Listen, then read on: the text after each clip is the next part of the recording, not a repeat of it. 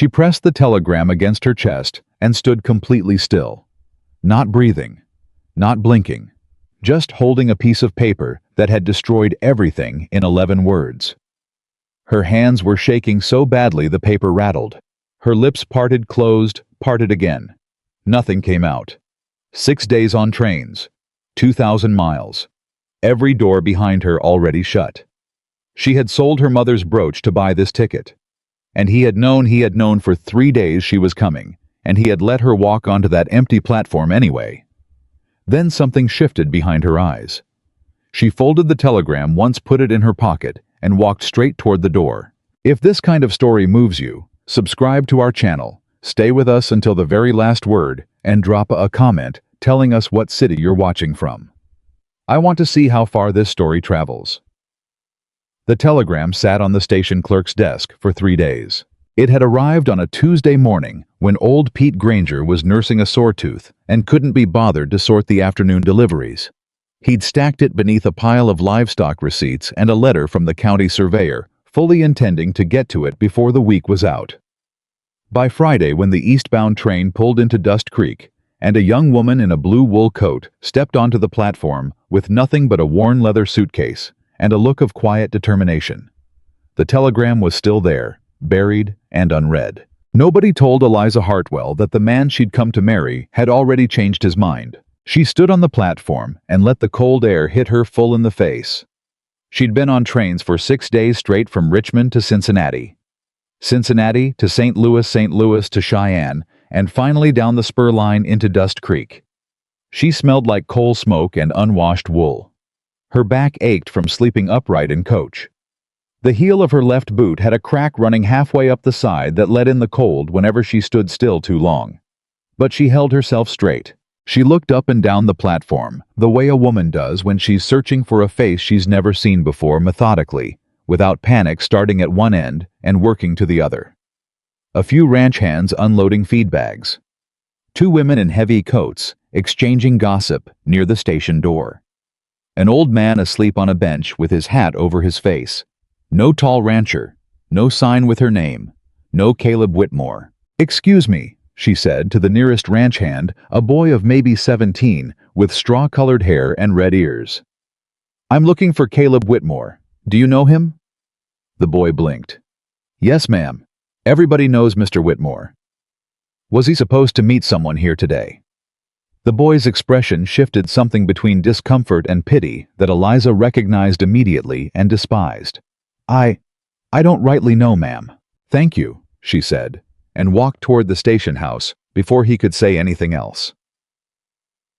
Inside, the station master, a heavy-set man named Clarence, with ink-stained fingers and a mustache that drooped at the corners, was tallying freight receipts when she knocked on the frame of his open door. "I'm Eliza Hartwell," she said. "I was to be met by Caleb Whitmore of the Whitmore Ranch. He doesn't appear to be here. Has he sent any message?" Clarence set down his pen. His eyes moved from her face to her suitcase and back again, and Eliza watched him calculate something in his expression that she didn't like. "Let me check," he said, and began shuffling through the papers on his desk with the focused attention of a man who has just remembered something he'd rather forget. The telegram was the 4th thing he lifted. She watched his face when he read it, watched his mustache drop lower, watched him set it back down and look at her with the particular expression men wore when they were about to deliver news they didn't want to be responsible for. There is a message, Miss Hartwell." "From Mr. Whitmore?" "Yes, ma'am." "And—" He slid it across the counter without speaking. She picked it up and read it. "Miss Hartwell cannot proceed with arrangement. Please accept enclosed funds for return passage. Whitmore." She read it twice. Then she set it down on the counter very gently, with the same care she would have used setting down a cup of hot tea. There was no enclosed money. Either it had never been sent, or someone had helped themselves to it along the way. She looked at Clarence. "When did this arrive?" "Tuesday," he said. "It's Friday." "Yes, ma'am. You didn't think to forward it to my route." "I didn't. There was a tooth situation." He stopped. "I apologize, Miss Hartwell. Sincerely." Eliza stood very still for a moment. Outside, she could hear the platform emptying. The train that had brought her here had already pulled away. The sky beyond the station windows was the color of old pewter, and the wind had picked up enough that it rattled the pane in its frame. She had $31.40 in her coat pocket. She had a suitcase with 2 dresses, a wool blanket, a grammar textbook, her father's pocket watch, and a jar of her mother's blackberry preserves that she'd carried all the way from Virginia as a wedding gift. She had nowhere to go. She thought about what it would feel like to cry. She checked for the feeling the way you'd check a wound, pressing gently to see if it still hurt. It did. She decided not to cry anyway. Where, she said quietly, is the Whitmore Ranch? Nien. Clarence tried to talk her out of it. He told her the ranch was 4 miles out of town, that the road was frozen hard, and the wind coming off the ridge would cut right through a city coat. He told her that Caleb Whitmore was not the sort of man who received unexpected visitors kindly, and that perhaps the wiser course of action would be to take a room at the boarding house, send a message, and wait for a reply. Eliza listened to all of it with her hands folded in front of her. "I appreciate your concern," she said when he was finished. "Is there a livery where I can hire a horse?" There wasn't. The livery owner was out on a delivery run and wouldn't be back until evening. She could wait, Clarence said. She could sit by the stove in the station house and wait out the cold. She thanked him and walked out the door. The first person she met on the main street of Dust Creek was Margaret Hale, who was coming out of her general store with a crate of canned goods balanced on her hip and an expression of frank curiosity on her face. Margaret Hale was 45 years old, had outlasted 2 husbands, and a business partner who'd tried to cheat her and had developed over those years an exceptionally accurate instinct for people. She took one look at Eliza Hartwell, the straight back, the cracked boot heel, the worn suitcase, the look on her face that was not quite grief and not quite fury, but something steady sitting between them, and set down her crate. "You're the mail-order bride," Margaret said. It wasn't a question. "I was supposed to be," Eliza said. "He didn't come." "No." Margaret looked at her for a long moment. "And you're not going home?" "Not until I've spoken to him directly."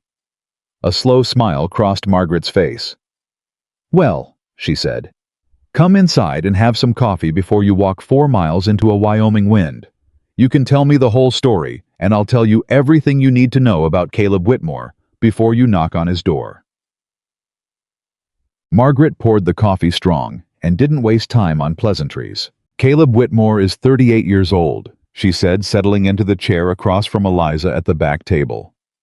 "He's owned the Whitmore Ranch since his father stepped back 5 years ago. Before that, he ran cattle with his brother Daniel and his wife Clara." She paused. "Clara died in childbirth 7 years ago. The baby, too. Daniel died 2 years after that, a horse accident out on the north pasture. Caleb found him." Eliza set down her coffee cup. "He hasn't been the same since," Margaret continued. "Not cruel, mind you. He pays his workers fair. He doesn't cheat anyone in town. But he's closed. Like a house where all the shutters have been nailed shut."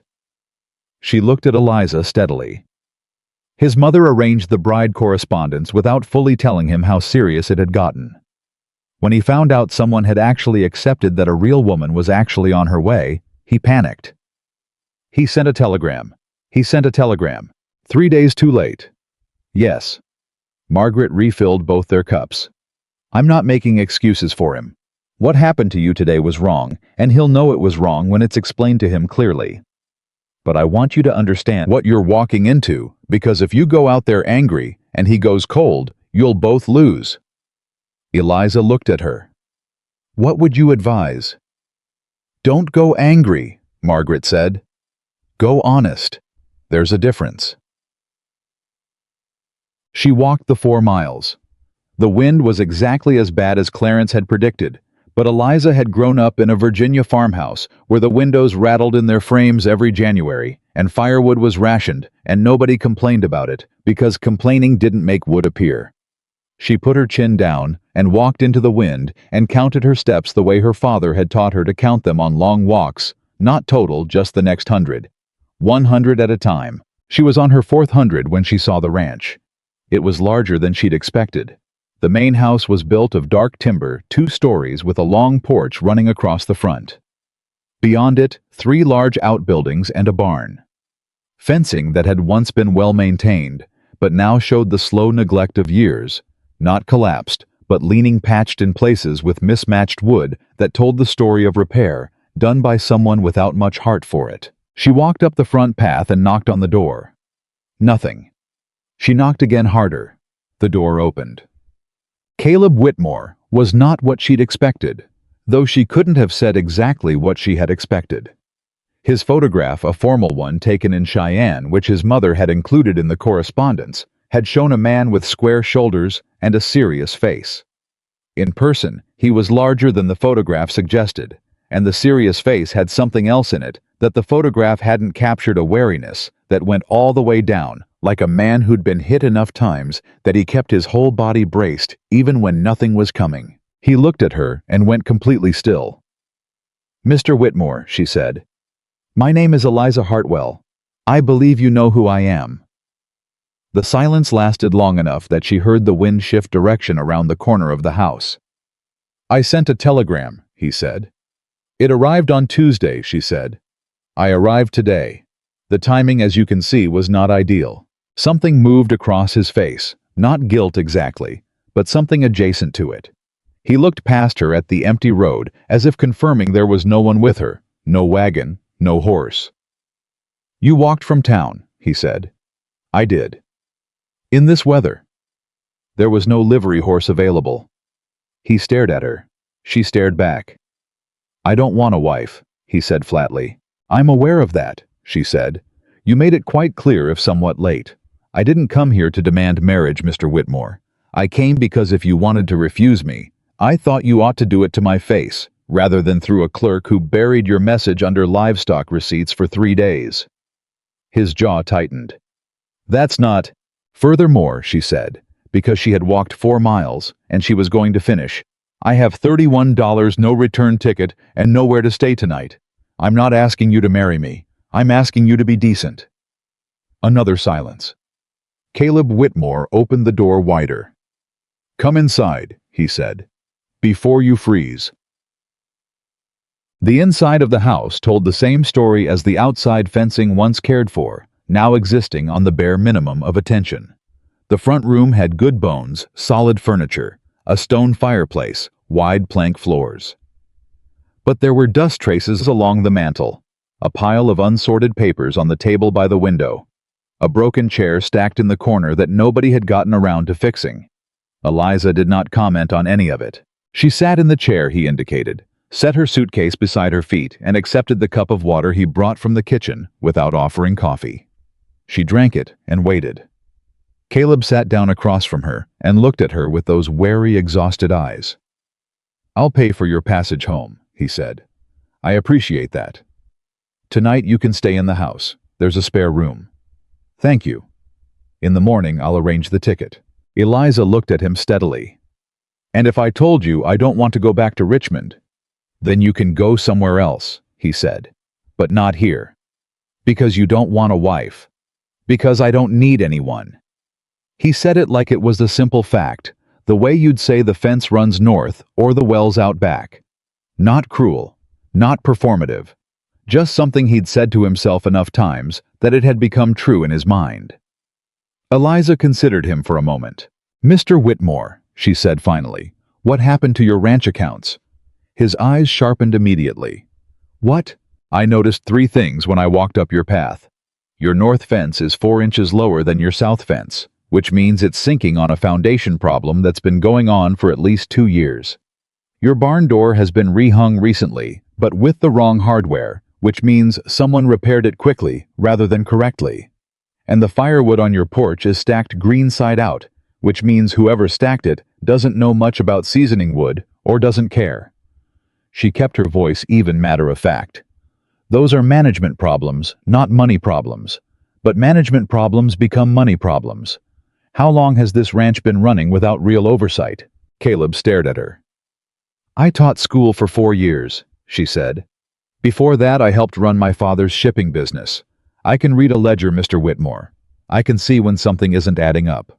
She paused. I'm not trying to insert myself. I'm saying that whatever else happens, you have problems here that someone should look at. And since I can't leave until morning, I might as well be useful tonight."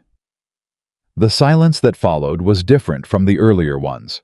Caleb Whitmore was a man who had spent years keeping people at a careful distance. He'd gotten good at it. He knew the moment when a conversation started pulling him somewhere he didn't intend to go, and he knew how to steer it back. But Eliza Hartwell wasn't pulling.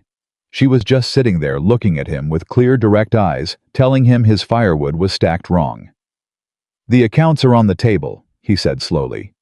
"I see them. You can look at them," he said, like the words cost him something, "if you want." She stayed up until well past midnight.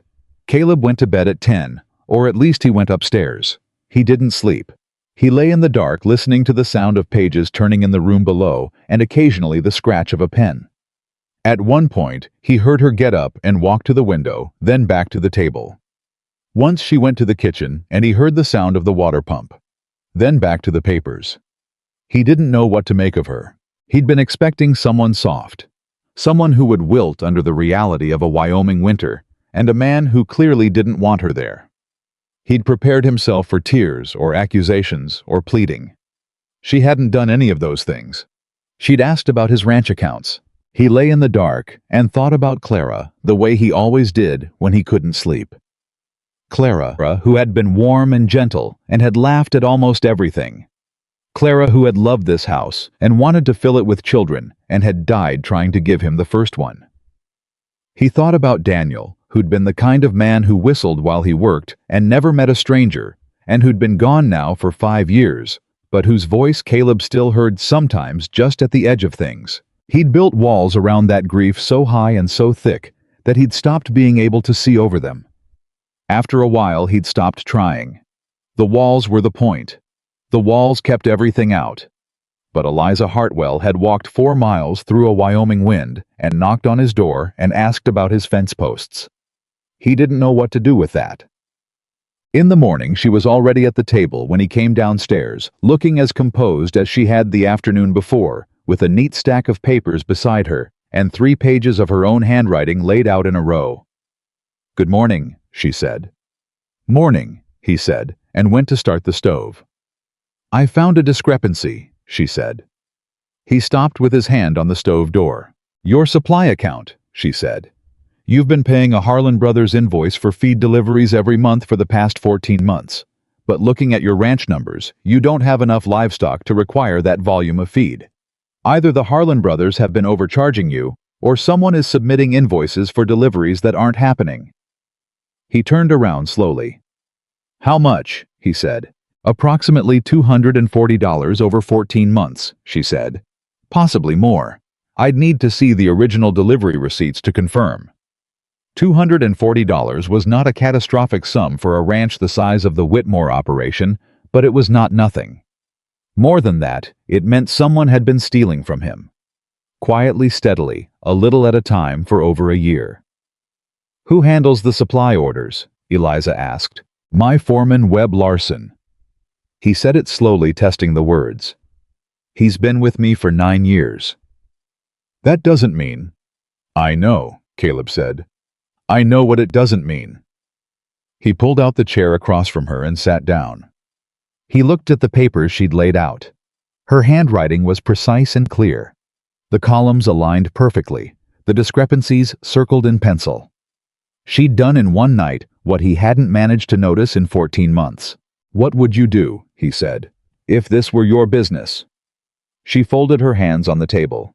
"I'd check the original delivery receipts against the invoices before saying anything to anyone. If the numbers don't match, you bring it to your foreman and watch his face. If his face tells you what you already suspect, you have him gone within 24 hours, and you report it to the county sheriff to protect yourself legally. And if his face tells me I'm wrong, then you find where the mistake actually is," she said, "and you fix it." Caleb looked at her for a long moment. "The deliveries are logged in the barn office," he said. "I know," she said. "I'd like to check them this morning if you'll allow it." He should have said no. He should have arranged the ticket and put her on the midday coach and been done with it. He had walls for a reason. He had distance for a reason. He had built his life into something that required nothing from anyone, and that was the way he'd wanted it. After breakfast, he said. Webb Larson was a man of 52, with the compact, weathered build of someone who'd worked cattle his whole life, and the easy confidence of a man who'd been trusted a long time. When Eliza and Caleb came into the barn office together that morning, Webb looked at Eliza with the politely blank expression of a man who'd already formed an opinion and decided not to share it. "Mr. Whitmore," he said, "didn't know we had company. Miss Hartwell is helping me review the supply accounts," Caleb said. Something moved through Webb's expression so fast that Eliza almost missed it. But she'd spent 4 years in a classroom watching children's faces, and she'd spent 3 years before that reading the faces of merchants and shipping clerks who did business with her father. She didn't miss it. "The delivery logs," Caleb said. "Last 14 months. Webb pulled them from the shelf without hesitation, which told Eliza either that he was innocent or that he was very good. He set them on the desk and stood back with his arms crossed. Eliza opened the first ledger. She worked through the pages, methodically cross-referencing against the invoice figures she'd memorized the night before. Caleb stood beside her close enough to read over her shoulder. Webb stood across the room. 17 minutes in, she found the first one. "October," she said quietly. "Harlan Brothers delivered 40 sacks of grain. The invoice charges for 60. Caleb looked at the page. Then he looked at Webb. "Must be a clerical error," Webb said. His voice was even. "Those boys at Harlan's are sloppy." "November," Eliza said. "Same pattern. 40 delivered, 60 charged." "Like I said, clerical." "December," she said.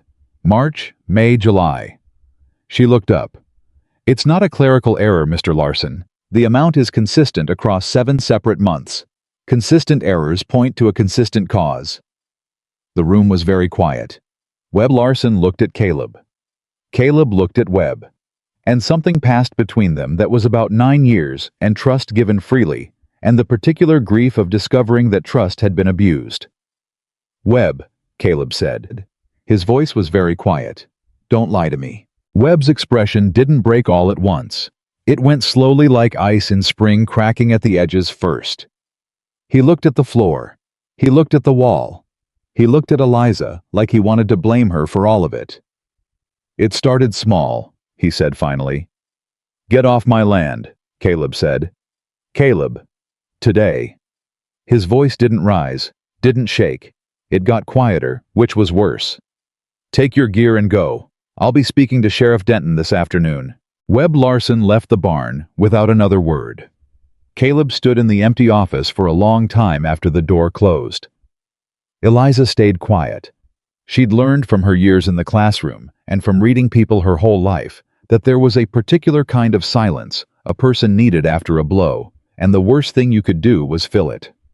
Finally, he said without turning around, 9 years. "Yes," she said. "I never saw it." "You weren't looking," she said gently.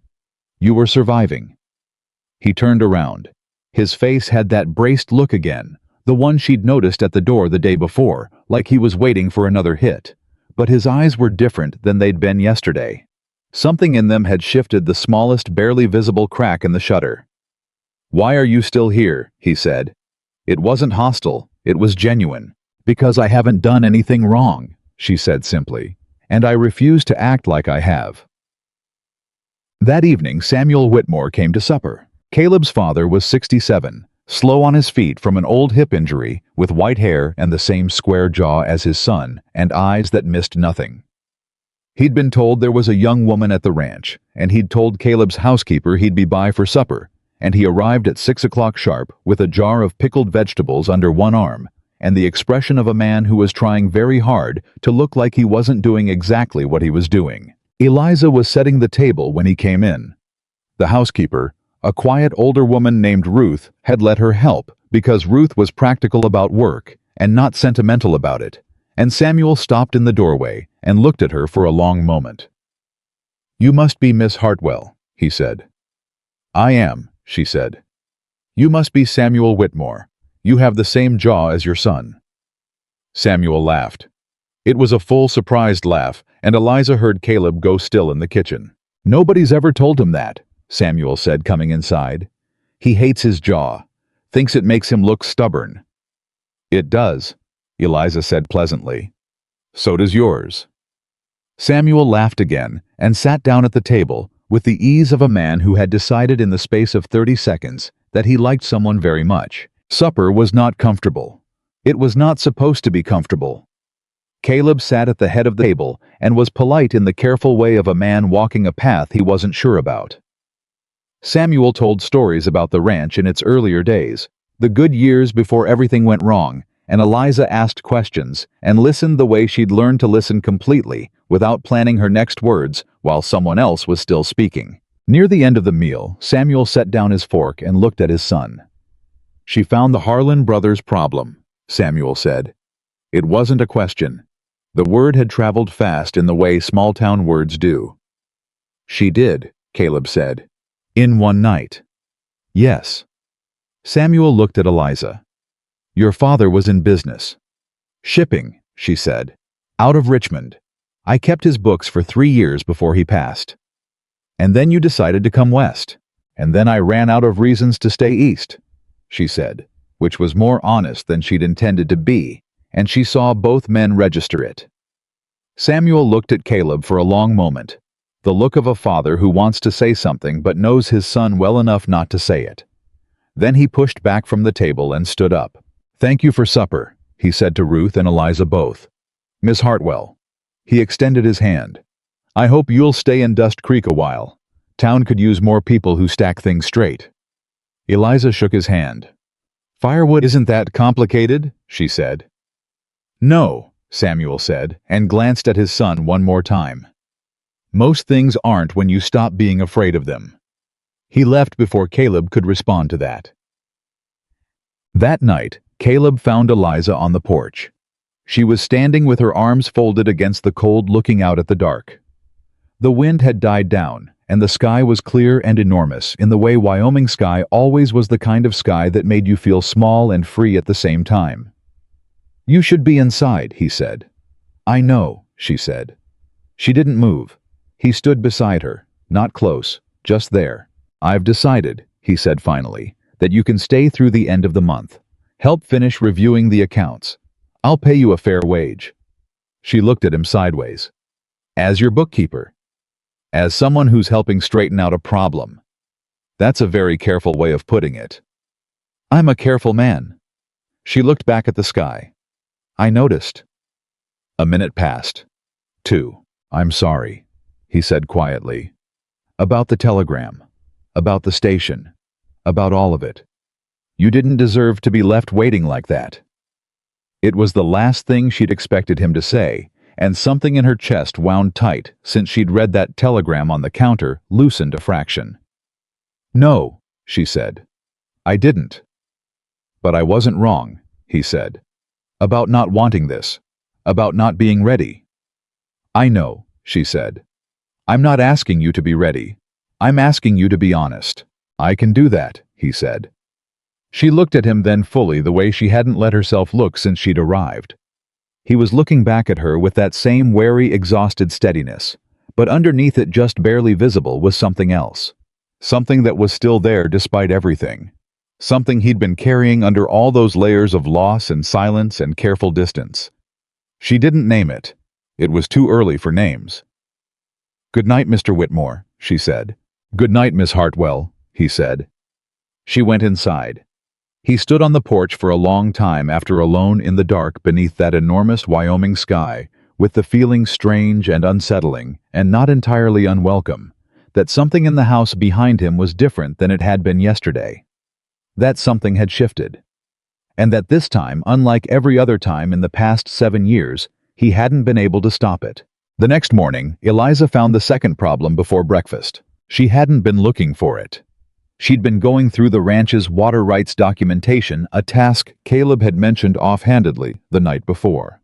Something about needing to file a renewal with the territorial office before the end of the month, when she found a contract folded inside a leather portfolio that had nothing to do with water rights and everything to do with why the north pasture fence had been left to sink for 2 years. She read it twice.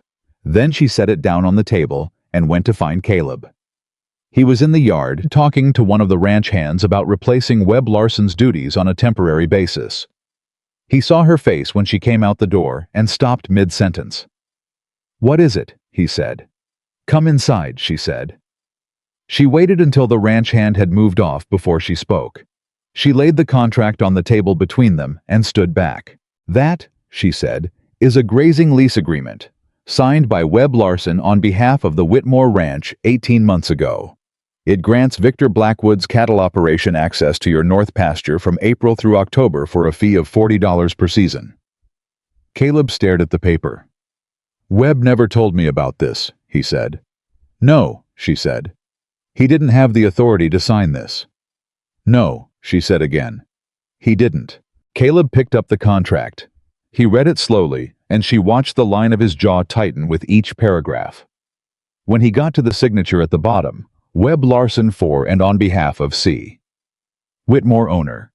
Something in his expression went very still. "Blackwood's cattle have been running my north pasture," he said quietly, "and I've been getting $40 a season for it, and I never knew." "Where the $40 went, I don't know yet," Eliza said. "It's not in your accounts." "Webb," he said, "almost certainly." He set the contract down and looked out the window for a long moment. When he looked back at her, something new had entered his eyes. Not anger exactly, but the particular controlled fury of a man who has been quietly stolen from and is only now understanding the full extent of it. "Victor Blackwood," he said. "You know him well." "Well enough." His voice had gone flat. "He's been trying to buy my water rights for 3 years. Every time I've said no, he's found a different angle." He looked at the contract again. He knew this lease wasn't legitimate. He knew Webb didn't have authority to sign it. He signed it anyway because he wanted the access, and he figured if I ever found out, I'd have a hard time proving anything. "He underestimated your bookkeeping," Eliza said. The corner of Caleb's mouth moved. It wasn't quite a smile, but it was in the neighborhood. "My bookkeeping was non-existent," he said. "You found it." "Then he underestimated you," she said, "for leaving it non-existent." He looked at her. That look she was becoming familiar with, the one that said she'd surprised him again in a way he hadn't prepared for and didn't quite know what to do with. "I need to talk to Blackwood," he said. "Not yet," she said immediately. "Why?" "Because you don't have enough yet." She pulled the contract toward her and tapped the signature line. "Right now, all you have is a contract Webb signed without authority. Blackwood can claim he acted in good faith, that he had no reason to question whether Webb was authorized. You need more." She paused. "Let me finish going through the accounts first. All of them. If Blackwood and Webb were working together, and I think they were there, will be more traces. There always are." Caleb was quiet for a moment. "You sound like you've done this before." "My father had a shipping partner who stole from him for 2 years, she said. By the time my father noticed, the man had covered his tracks well, but he hadn't covered all of them because no one ever does. She looked at Caleb steadily. "We found enough. The man paid back every cent and left Richmond. My father never went to court because he didn't want the publicity, but he could have." She paused. "You might want the court." Caleb's jaw tightened again. "I might. Then let me build you something solid before you go anywhere near Victor Blackwood." Another silence. Outside, she could hear the ranch coming to life, the sounds of horses of men calling to each other across the yard of boots on frozen ground. The ordinary sounds of a working ranch on an ordinary morning, except that nothing about the morning was ordinary. "All right," Caleb said. "Finish the accounts." She worked through 3 more days of ledgers. Caleb worked alongside her for parts of it, not because he was particularly gifted at figures, but because she suspected he didn't want to leave her alone with the knowledge that his ranch had been quietly gutted by 2 men he'd trusted. He sat across the table from her, and she explained what she was finding as she found it, walking him through the logic, showing him where the numbers diverged from reality. How was a better student than she'd expected. He asked sharp questions, retained what she told him, and made connections between pieces of information faster than most people she'd worked with. He just hadn't ever been taught to look. Nobody had thought to show him. On the second afternoon, Ruth brought coffee and set it down between them without comment. On the third morning, Eliza came downstairs to find Caleb already at the table, with the account books open, a pencil in his hand, and a frown on his face. "I think I found something," he said without looking up. She came around the table to look over his shoulder. He'd flagged a series of equipment maintenance invoices from a company out of Laramie, 3 of them in a single month, all for repairs to the same piece of machinery. "1 repair a month, maybe?" he said. 3 invoices for the same pump in 4 weeks is either the pump is catastrophically unreliable or someone is billing for work that wasn't done, she finished. "The pump works fine," he said. "I use it every day." She made a note. He watched her write it down, watched her add it to the growing column of discrepancies she'd been compiling. And then he said quietly to the side of her head, rather than to her face, "You did this for your father." "For 3 years, she said. "And then he died." "And then he died," she confirmed, still writing. A pause. "I'm sorry," he said, and she heard that he meant it in the simple, uncomplicated way of someone who had lost enough to know what loss cost. "Thank you," she said. "How did you end up? How did the correspondence start with my mother?" She set down her pencil. It was a fair question, and they'd been in close enough quarters long enough that it would have been strange to keep avoiding it. "My mother passed 8 months after my father," she said. "Within 6 months of that, the man my family had been expecting me to marry, a merchant from Richmond, someone my father approved of, decided that a woman with no family and no inheritance and a farmhouse with a broken roof was less appealing than he'd originally calculated." She said it plainly, without drama. "Your mother's advertisement was in a periodical that came to the lending library. I read it on a Thursday. By Saturday I'd written back." Caleb was quiet. "I wasn't desperate," she said, because she needed him to know that. "I want you to understand that. I had enough to manage on my own. I had skills, and I was not afraid of hard work. But I was 27 years old, and I had buried both my parents in 8 months, and the man who was supposed to love me had performed a careful calculation and decided I didn't add up." She looked at the account books on the table between them. "I understood the appeal of somewhere new. And instead you got this," he said. "Instead I got this," she agreed, "which has turned out to be considerably more interesting than I anticipated." He made a sound that was not quite a laugh, but was close enough to one that Eliza registered it as significant. Caleb Whitmore, she was learning, didn't laugh easily. But something in him was loosening fraction by fraction, the way ground thaws in early spring, not all at once, not dramatically, but steadily from the edges in. Ta-tag. The town noticed she was still there. Margaret Hale had told her they would, and Margaret had been right. By the 4th day of Eliza's residence at the Whitmore Ranch, Dust Creek had formed opinions.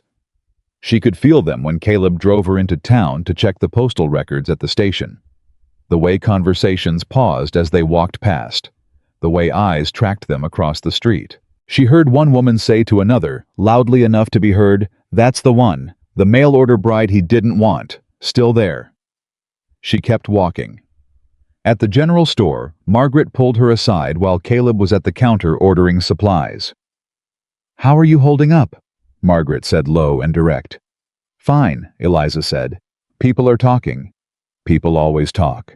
They're saying you trapped him, that you knew the telegram was sent and you came anyway." Margaret watched her face carefully. "I don't believe it, but you should know what's being said." Eliza felt something tighten in her chest. Not hurt exactly, more like the bracing sensation of cold water. What does Caleb think?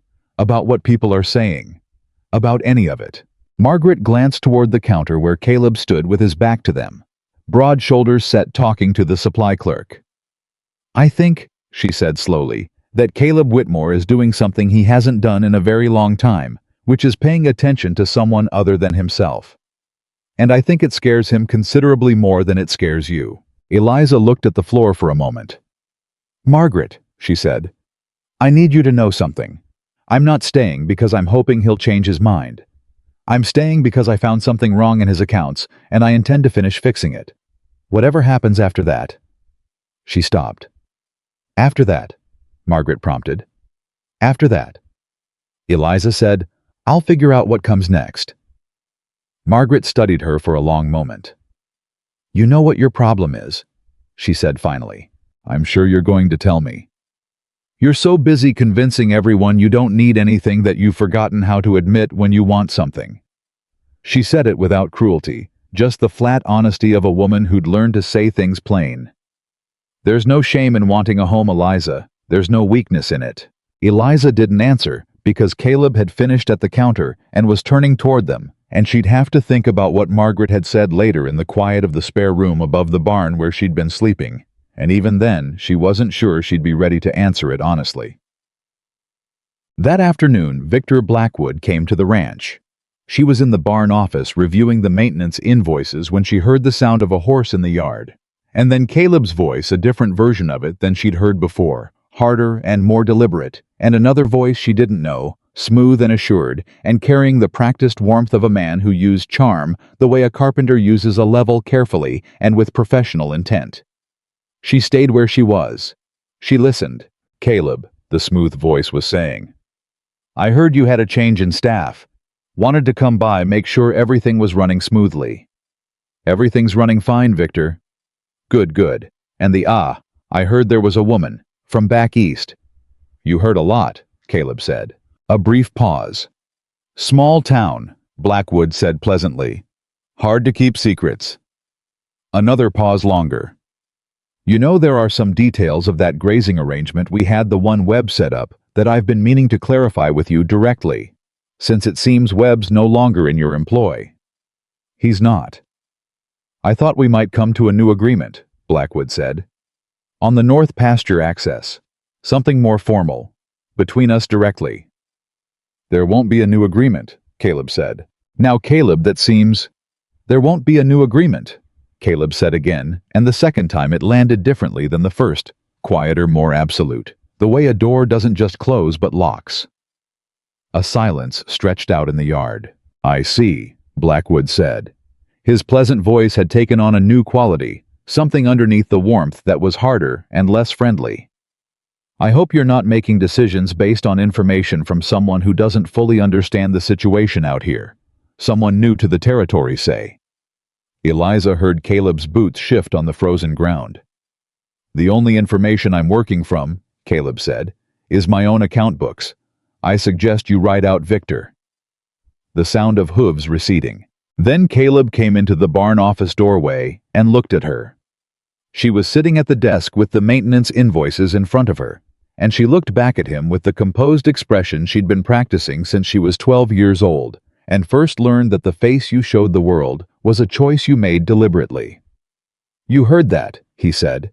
It wasn't a question. Yes. He knows you're looking at the accounts, apparently. She set down the invoice. He'll be more careful now. If there are other arrangements, he and Webb made other papers, other agreements, he'll move to protect himself. We need to move faster. Yes, she said. What do you need? She thought for a moment. I need to see the territorial records. Land filings, boundary documents, the official record of your water rights. If Blackwood has been working to undermine the ranch, the accounts are only part of it. He'll have worked the legal angle too. Caleb was quiet for a moment. The territorial office is in Cheyenne. I know. That's a full day's ride. I know that too. He looked at her for a long moment. The barn was cold and smelled of hay and old wood, and somewhere in the back a horse shifted in its stall. He was doing it again, that thing he did when she surprised him, where he went very still, and his eyes got that slightly altered quality, like a man recalibrating something. I'll take you Thursday, he said. She let out a breath she hadn't realized she'd been holding. Thank you. Don't thank me, he said, turning to go. We're not done until we know what Blackwood actually has. It was Ruth who told her that evening about Clara. Eliza hadn't asked. But Ruth had been watching the household for 3 days, with the particular attention of someone who'd known its residents a long time, and she had the habit common to people who worked in close proximity to grief of knowing when a thing needed to be said. She said it in the kitchen while they were washing up after supper. He blamed himself, Ruth said, for Clara. He wasn't even there when it happened. He'd ridden out to check the north boundary, and the storm came in faster than anyone expected, and by the time he got back, she stopped, pressed her lips together. He told me once that if he'd stayed, maybe he could have done something. I told him that was nonsense, that there was nothing anyone could have done. He looked at me the way he looks at most things now, like he'd heard the words and decided not to believe them. Eliza dried her hands on the towel by the sink. And Daniel was the kind of man who made a room warmer just by walking into it, Ruth said. The opposite of Caleb in temperament, though they were close as brothers can be. After Daniel died, Caleb stopped letting people into the house, stopped riding for pleasure, stopped going to the church socials, stopped going anywhere he might have to talk to someone about how he was doing. She looked at Eliza directly. He hired Webb Larson that same year.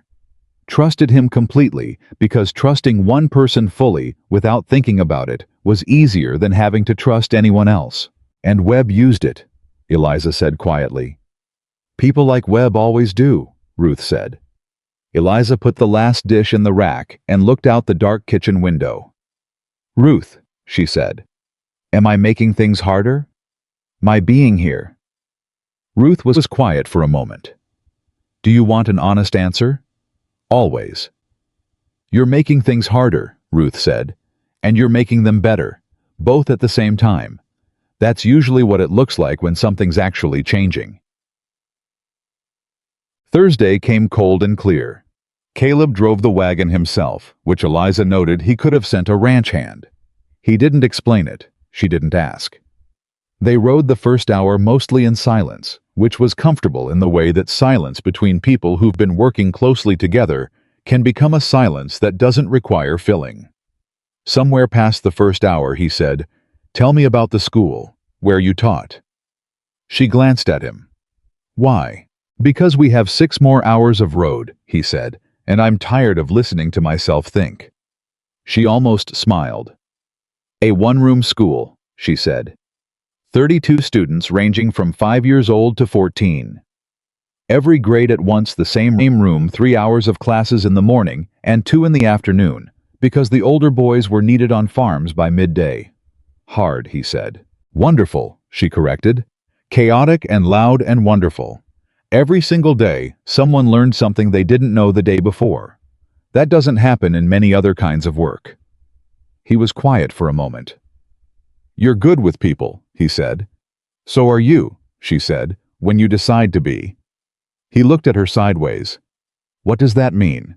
"It means that the way you spoke to that ranch hand this morning, Billy, the young one who's been filling in for Webb, was kind, patient. You took the time to show him what to do, rather than just telling him. You probably don't notice you do that." Caleb was quiet long enough that she thought he wasn't going to respond. Then, "My brother was better at it. Daniel could talk to anyone. I always had to work at it." "Most things worth doing take work," she said. He looked at the road ahead. The sky above them was that particular shade of winter blue that only exists in high country, saturated and vast, and entirely indifferent to whatever happened beneath it. She had come to love the sky out here, she realized, the extraordinary extravagance of it. "Clara taught Sunday school," Caleb said. It was the first time he'd mentioned her by name to Eliza, and she kept her expression very still because she understood the significance of it and didn't want to startle him out of saying more. "She had the same quality you're describing," he said. "The ability to pay attention to people, to make them feel like what they were saying mattered." A pause. "I've spent 7 years telling myself that was something specific to her, that it was something I couldn't find again." He paused. "I'm starting to wonder if I was just looking for reasons." Eliza did not say anything for a moment. "Caleb," she said carefully, "I'm not Clara." "No," he said. "I know that." "I don't want you to." "I know that too," he said. I'm not talking about replacement. I'm not even sure what I'm talking about." He stopped, started again. "I'm just saying that I was wrong about some things, and I'm trying to figure out which things." He looked at her directly for the first time in several minutes. "That's all." She held his gaze. "That's not nothing," she said. "No," he said. "I don't think it is."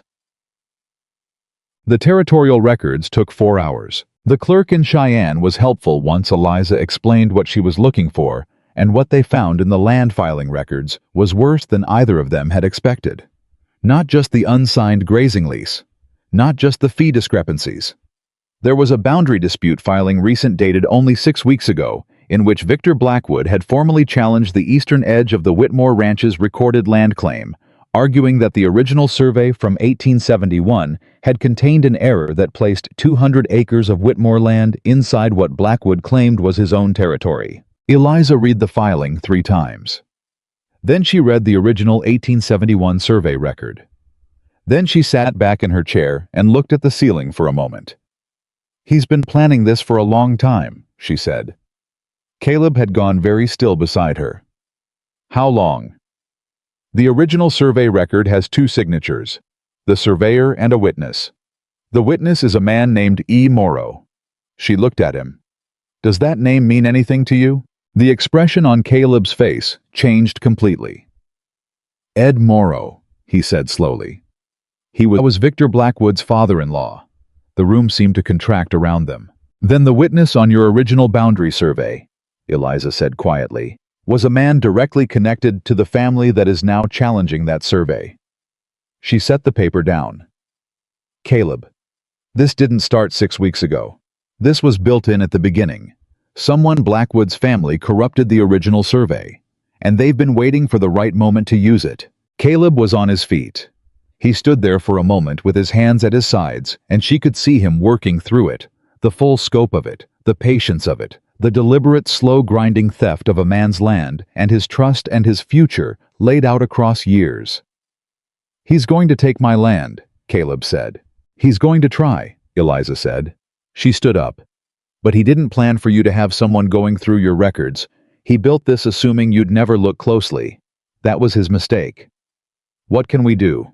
"There are 2 things," she said, and her voice was steady because one of them needed to be steady, and she was better at it than he was, at least in this particular moment. "First, we get certified copies of every document in this room that touches your land claim. Every survey, every filing, every correspondence record. We take them all. Second," she paused, "there's a land attorney in Cheyenne.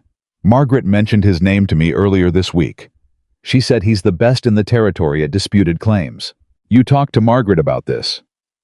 "I suspected we might find something like this," she said. "I wanted to be prepared." He looked at her for a long moment. The clerk was pretending to be very interested in something on the other side of the room.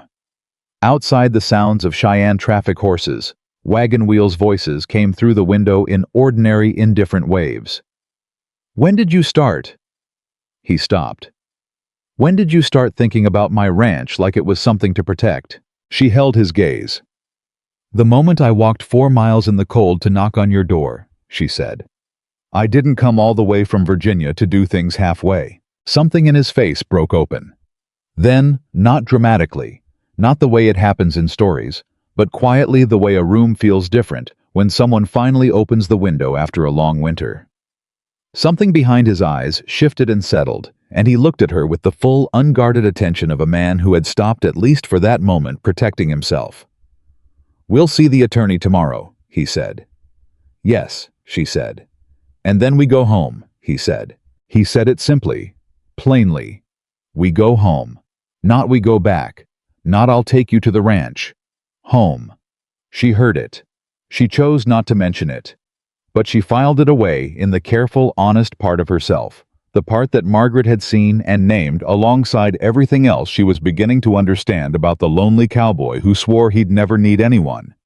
Because he was starting to need someone. And she was starting to understand that she already did. The attorney's name was Howard Gaines, and he had the kind of face that gave nothing away.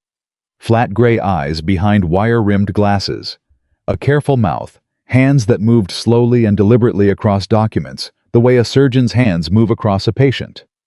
He'd been practicing land law in Cheyenne for 22 years, and in that time, he had seen most varieties of fraud that one man could work against another in the Wyoming Territory. When Eliza laid out the documents on his desk, the original survey, the boundary filing, the grazing lease, the account discrepancies, all of it organized in chronological order, with her handwritten summary on top. Gaines read through it without speaking for 11 minutes. Then he set it down and looked at Caleb over his glasses. "You understand what this is," he said. It wasn't a question. "Tell me anyway," Caleb said. "This is a coordinated effort to strip your land in 2 stages," Gaines said. "Stage 1, weaken the ranch financially. Make the operation look mismanaged, possibly failing. Create paper records suggesting the boundary has always been disputed. Stage 2, file the legal challenge when the ranch looks its most vulnerable. A struggling operation with a foreman recently fired for theft, and an owner who hasn't been paying close attention is not the strongest position from which to fight a land dispute." He looked at the documents again. Whoever built this was patient. This kind of setup takes years. "Victor Blackwood," Caleb said. "He'd need to prove the 1871 survey was erroneous," Gaines said. "Normally that's difficult when the original record is clean. But if E. Morrow was Blackwood's father-in-law..." He paused. "The argument Blackwood will make is that the Whitmore survey was accurate at the time, but that the boundary markers were placed incorrectly in the field. He'll claim the written record and the physical placement don't match. He'll bring in his own surveyor to argue it." "And can he win that argument?" Eliza asked. Gaines looked at her. He'd been looking at her throughout, recalibrating slightly. Each time she spoke the same recalibration she'd been watching men perform since she was 16 and first walked into her father's office and asked the shipping clerk to explain a manifest discrepancy that he'd missed. "He can make a credible case," Gaines said. "Whether he can win depends on what physical evidence exists out on that boundary line." He set his glasses on the desk. "The original survey will have used landmark references, a particular rock formation, a tree, a creek bend. If those landmarks still exist, and the markers are where the survey said they'd be, Blackwood's argument falls apart. If the markers have been moved..." He stopped. "Moved," Caleb said slowly. "It would be the obvious move," Gaines said carefully, "for someone who built the rest of this as carefully as it was built." The 3 of them sat in silence for a moment. "I need to get to that boundary," Caleb said. "You need to get there before Blackwood does, or before he brings in anyone who might interfere with the markers." Gaines began gathering the documents. "I'll file a motion to pause the boundary dispute proceedings on grounds of procedural irregularity. The E. Morrow connection to Blackwood is enough to raise questions about the survey's independence. That buys you time, but not much. 2 weeks, possibly 3. He looked at Caleb steadily. "Get to that boundary. Document what you find. Bring me photographs if you can, detailed measurements, witness statements from anyone who knows where those markers have been." He paused. "And Mr. Whitmore, take someone with you who knows how to document things properly." Caleb glanced at Eliza.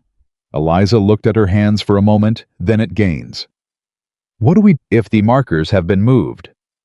"Then we argue the original survey on its textual merits, and we find every witness we can who has personal knowledge of where that boundary actually runs," Gaines said. "Ranchers who've worked the land, anyone who's ridden that line over the years." He paused. "It's a harder fight, but it's not an impossible one." "How much harder?" Caleb said. Gaines was quiet for one honest moment. "Considerably," he said. They drove back to Dust Creek in the dark. The road was frozen solid, and the horses moved carefully, and Caleb kept his eyes on the path ahead, with the focused inward expression of a man working through something that had too many moving parts to hold comfortably in his mind all at once. Eliza sat beside him in the cold and let him think. She was doing her own thinking. After a long while she said, "Who knows that boundary line?" "What?" "You heard Gaines. We need witnesses who have personal knowledge of where the boundary actually runs. Who has ridden that line?" Caleb thought. "My father. He rode every foot of this ranch for 30 years before he handed it to me. He could walk that eastern boundary in the dark." He paused. "There are 2 ranchers whose land sits adjacent to mine in the north, Jim Calloway and Pete Adler. They've worked those pastures as long as my family has. Would they testify? If I asked them honestly, yes." He paused. "Jim Calloway has no love for Victor Blackwood. Blackwood tried to force him off his grazing access 3 years ago. He lost. Good, she said. That's 3 witnesses with direct knowledge. Gaines can work with 3. She was quiet for a moment. And the boundary markers themselves, when were you last out there? Caleb's jaw tightened. Spring, he said. I rode the north boundary in April. The markers were in order. Then if they've been moved, it happened in the last 8 months. She paused. That narrows the time frame. If Blackwood moved them, there may be evidence of disturbance. Ground that's been dug up doesn't look the same as ground that hasn't even after months. She looked at him. I want to go with you when you check the boundary. He looked at her sideways. That's 3 hours out and 3 hours back. Rough terrain in winter. I know. You've never ridden that kind of country. I've ridden horses since I was 8, she said. My father's farm in Virginia wasn't exactly flat. He said nothing for a moment. It's not... Caleb. Her voice was even. I found this problem. I want to see it through. Don't make this about whether I can handle rough terrain. A pause. Then, I wasn't, he said quietly. She looked at him. I was thinking, he said, about whether it was reasonable to keep putting you in the middle of someone else's fight.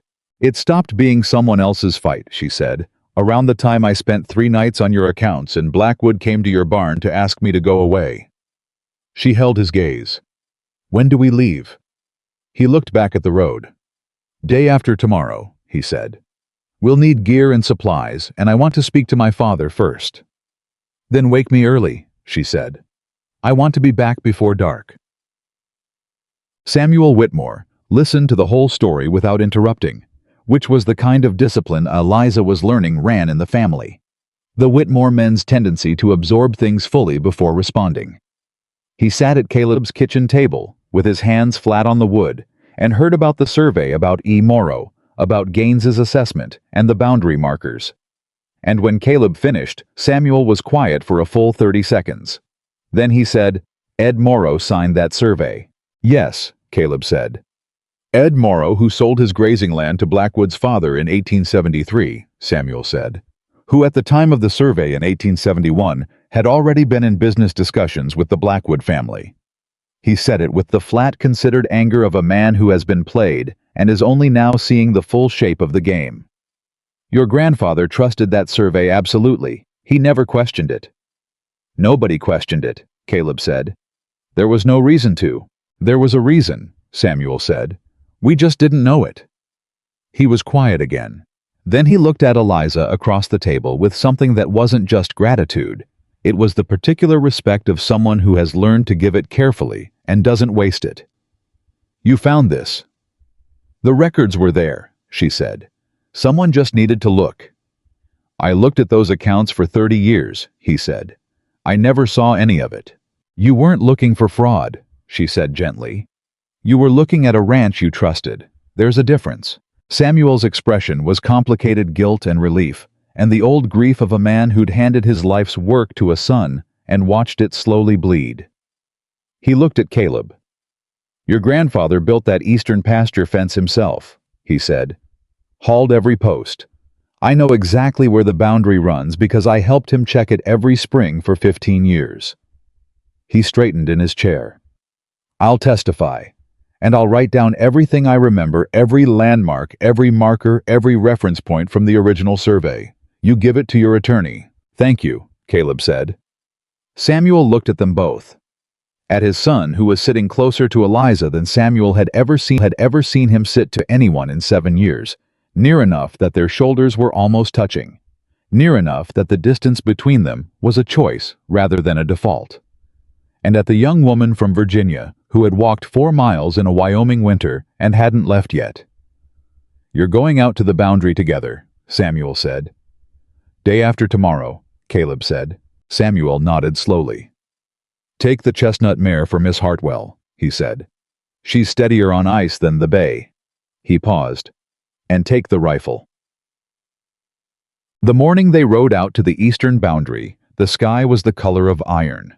Eliza felt the change in the weather before she saw it, a specific pressure in the air, a particular stillness that experienced people read as a warning. She mentioned it to Caleb as they saddled the horses. I feel it, he said. We'll move fast. If it turns on us before we're done, we head straight back, no delays. Agreed, she said. They rode hard for the first hour, Caleb setting the pace and Eliza matching it without complaint. The chestnut mare. Samuel had chosen, proving herself exactly as advertised, sure-footed and calm and responsive. The land opened up as they left the ranch's central area, flattening slightly toward the eastern edge, the grass stiff with frost under the horses' hooves. Caleb found the first boundary marker without searching. He knew where it was. He swung down from his horse and crouched beside it, and Eliza dismounted and came to look over his shoulder. The marker was a heavy iron post set in a stone base, the kind that required real work to move. It was where it was supposed to be. Caleb pulled out a compass and a copy of the original survey description and checked the bearing, then checked the distance to the next reference point, a distinctive granite outcropping 30 yards east that the survey had used as a secondary reference. The outcropping was in the right position. First marker's clean, he said. They moved to the second. Clean. The third. Clean. Caleb's expression remained unreadable, but Eliza could feel the tension in him beginning to modify, not relax, but shift the way tension does, when the thing you're afraid of turns into a different shape of problem. Then they reached the fourth marker. Caleb went very still. Eliza came up beside him. She could see it immediately, not the marker itself, which looked undisturbed, but the ground around its base. The earth had a different texture than the surrounding frost-hardened ground. Slightly darker. More compressed the way ground gets when it's been turned over and then packed down again deliberately. It's been moved, Caleb said. Recently, she agreed. Within the last few months. She looked at the compass bearing. By how much?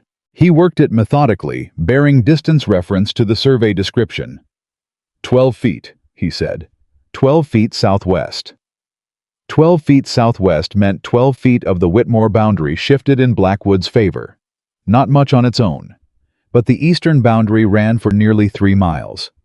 If multiple markers had been shifted by similar amounts, the cumulative effect would be substantial. They found 2 more disturbed markers in the next quarter mile. By the 5th one, a kind of cold clarity had settled over both of them. They documented Caleb with the compass and the survey copy. Eliza, with a small notebook she'd brought, recording each bearing, each measurement, each observation about the disturbed ground with the precise handwriting she'd used on her father's manifests. They were on the 6th marker when the weather broke. It didn't come gradually. It came the way Wyoming weather sometimes does, a shift of wind, a sudden drop in temperature of what felt like 15 degrees in the span of 5 minutes, and then the snow not falling, but driving horizontal and hard, the kind that stings exposed skin and turns landmarks invisible in minutes.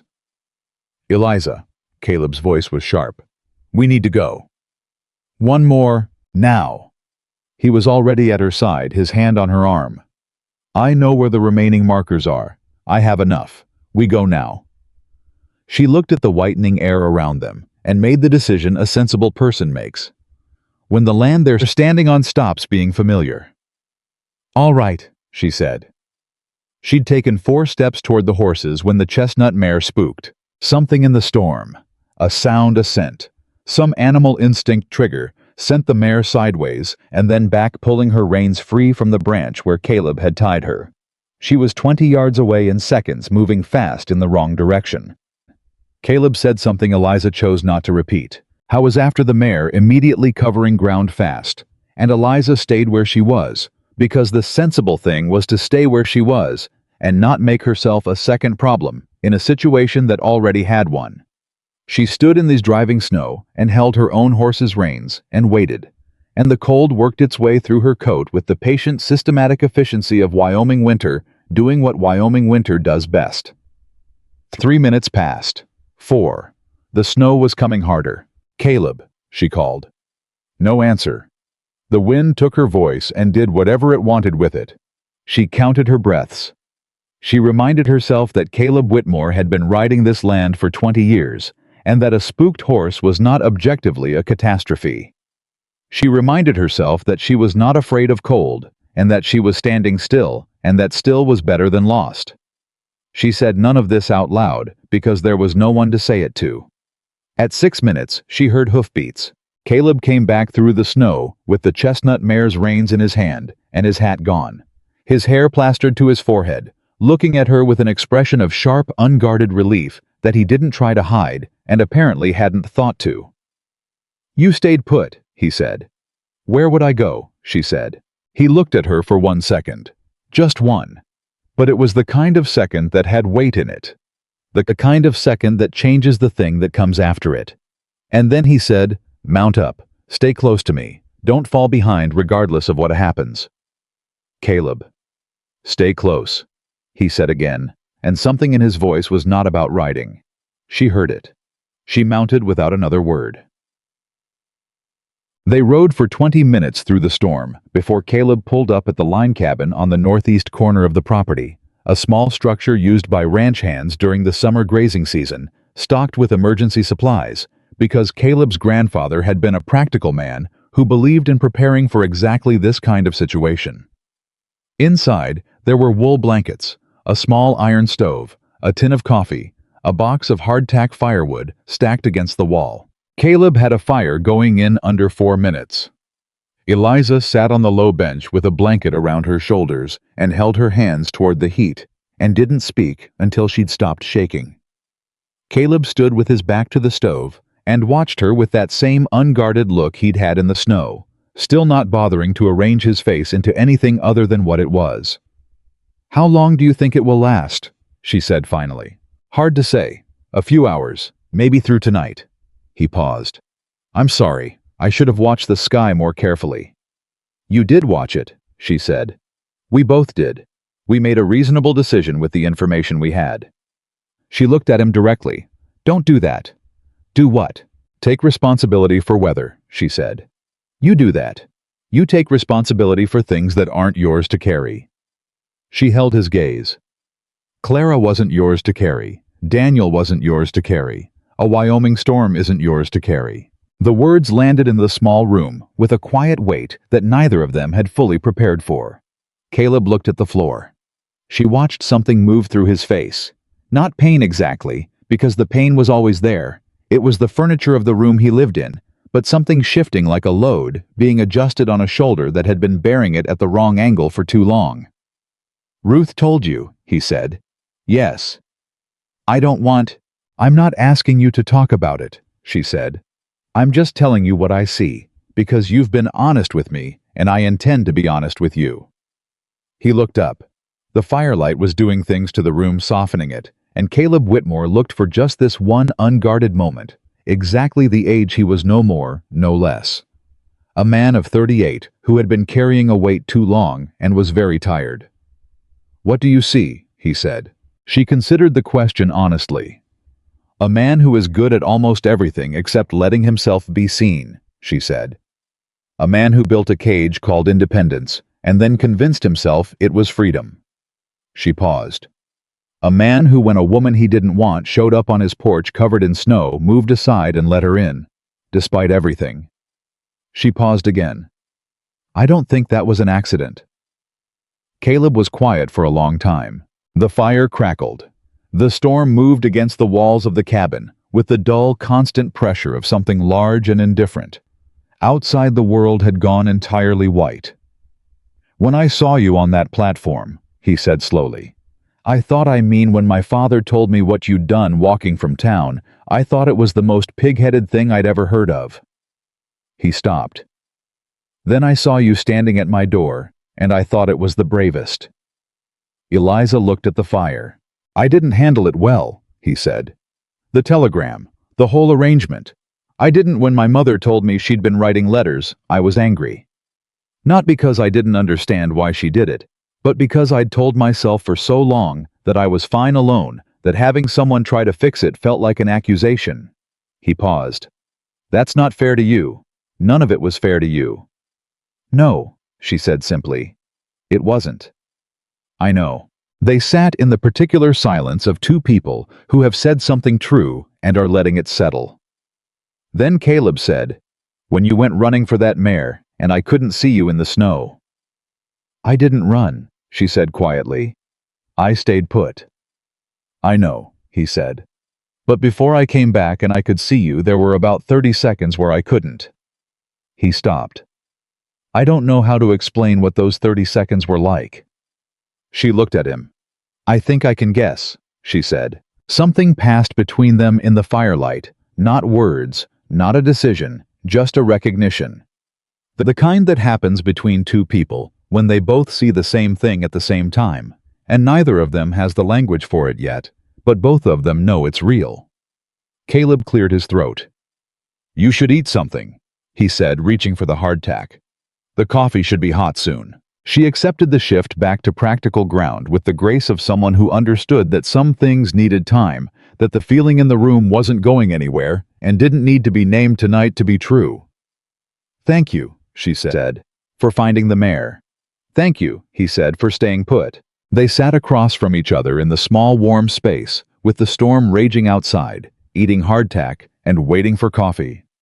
And sometime during that hour, not at a specific identifiable moment, but gradually, in the accumulating way that real things happen, Caleb Whitmore stopped bracing for the next blow. He sat there in the firelight with a woman who had walked 4 miles to knock on his door and found fraud in his books and ridden through a storm to document his boundary markers, and he breathed slowly for the first time in a long time, like a man who had stopped holding himself apart from the world and was just present.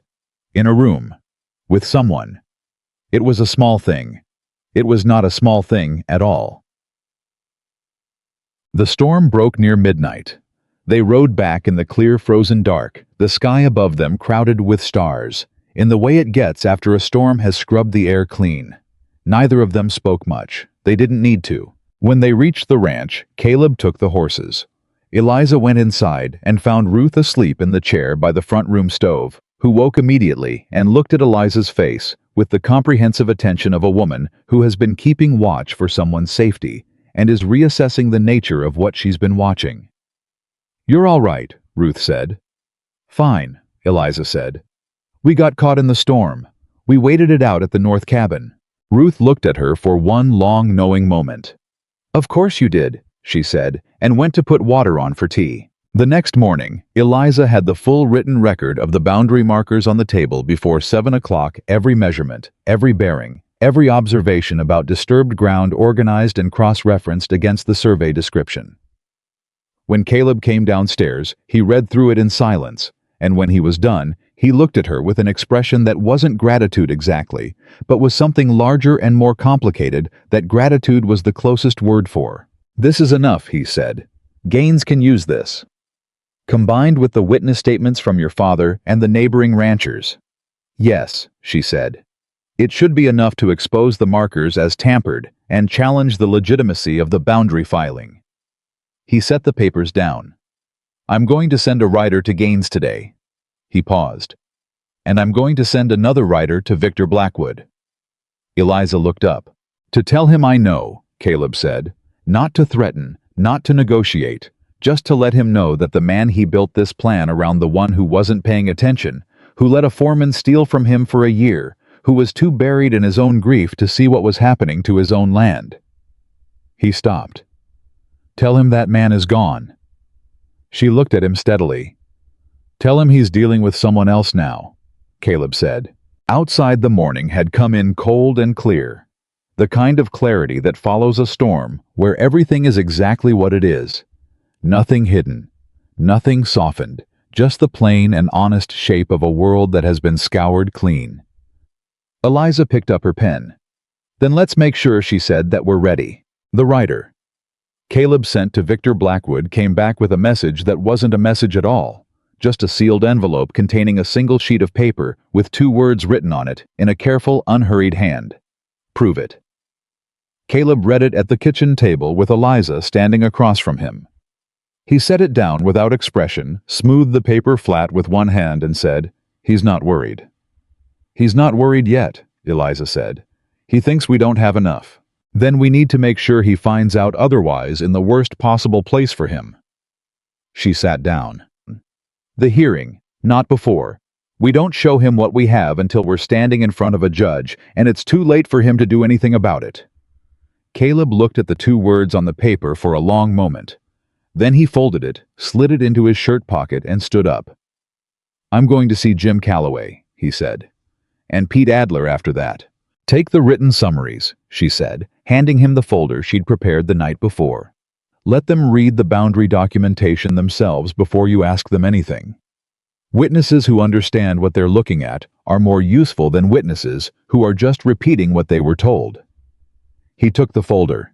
He paused at the door. "When I get back." He stopped, reconsidered, started again. "I want to talk to you, tonight, about something that isn't the case." She looked at him steadily. "All right," she said. He nodded once and left. Ruth, who was at the kitchen counter and had heard all of this, said nothing for a full 30 seconds. Then she said without turning around, "Well." "Don't," Eliza said. "I didn't say a word," Ruth said.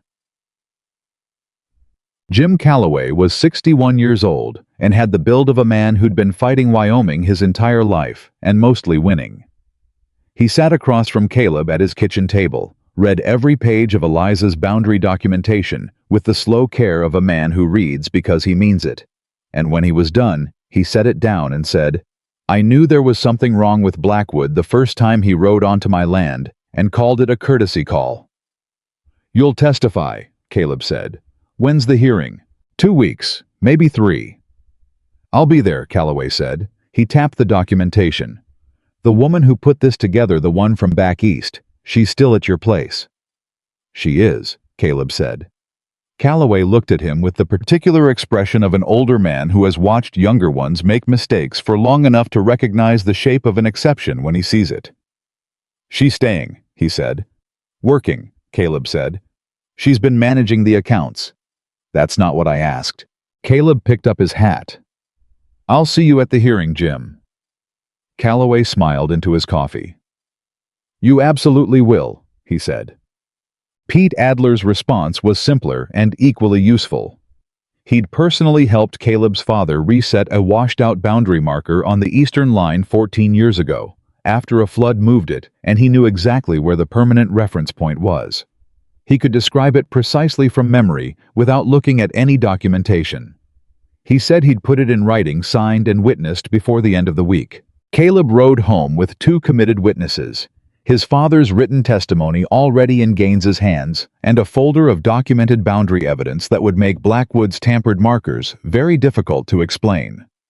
He also rode home thinking about what he was going to say to Eliza that evening. He'd been thinking about it for 2 days, building toward it, the way he'd been taught to approach difficult things quietly from the edges, in making sure of the ground before putting weight on it. But there was no way to make sure of this kind of ground. You either stepped onto it, or you didn't. He found her in his father's old study, which had become the unofficial headquarters of the land case papers organized across the desk. The boundary documentation pinned to the wall with a map of the Whitmore property beside it. Gaines's last letter propped open against the inkstand. She was writing, and she didn't look up immediately when he came in finishing her sentence before she set down the pen.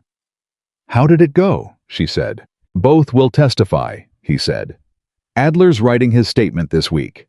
Calloway wants to see the full hearing record from Gaines." "Good." She turned in the chair to look at him fully. "That's good, Caleb." He stood in the doorway for a moment.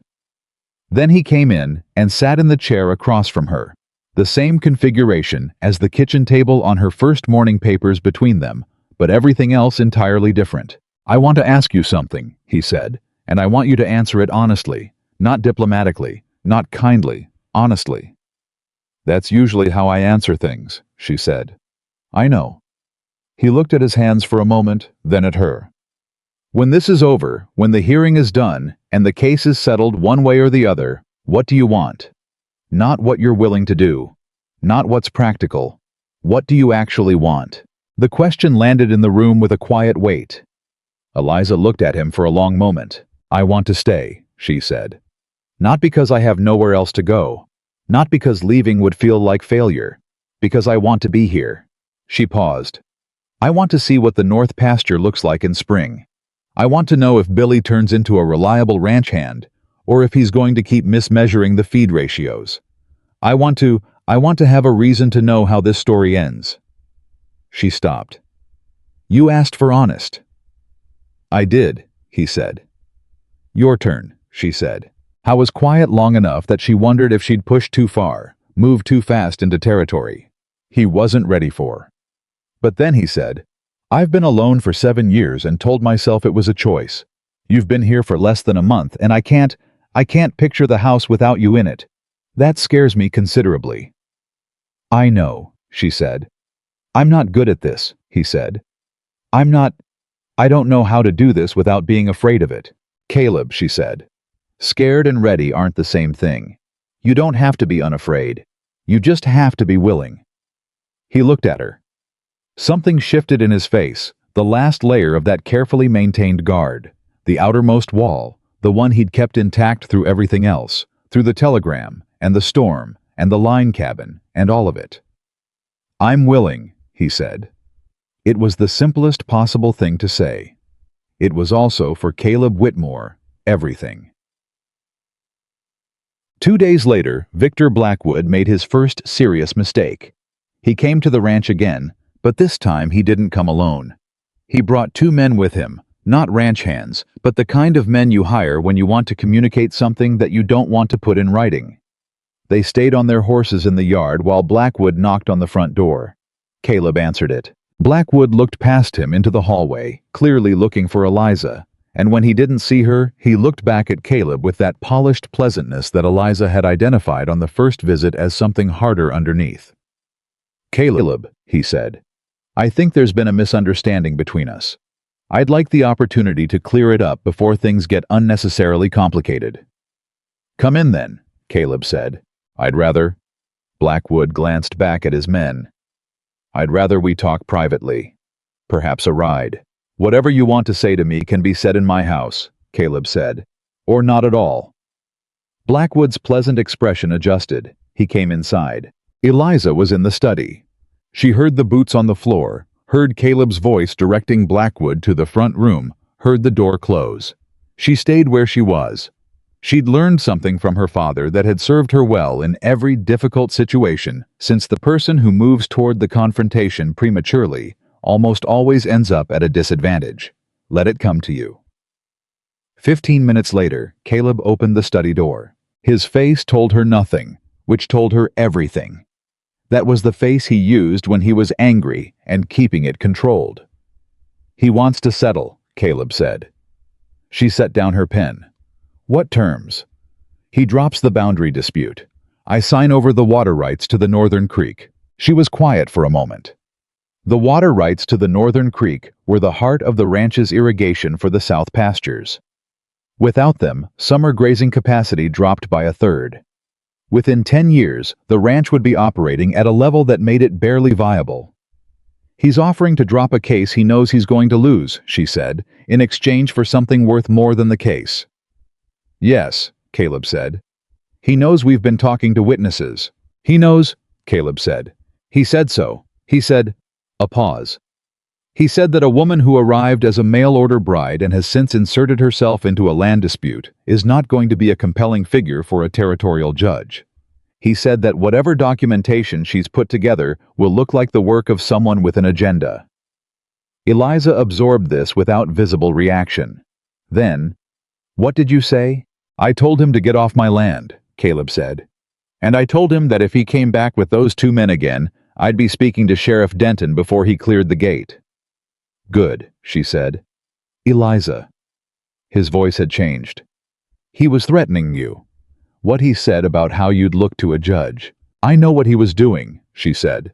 He's not wrong that it's a strategy. A woman with unclear standing trying to help a man she was supposed to marry makes for an easy target. She looked at Caleb steadily. Which means that before the hearing, we need to be very clear about what my role has been. Not guesswork, not implication. A clean documented record of what I found, how I found it, and what it means. Signed by witnesses. Submitted to Gaines in writing. She paused. And Gaines needs to be the one presenting it, not me. You did the work, Caleb said. There was something sharp in his voice, not at her, but at the situation. I know I did, she said. And the work will speak for itself.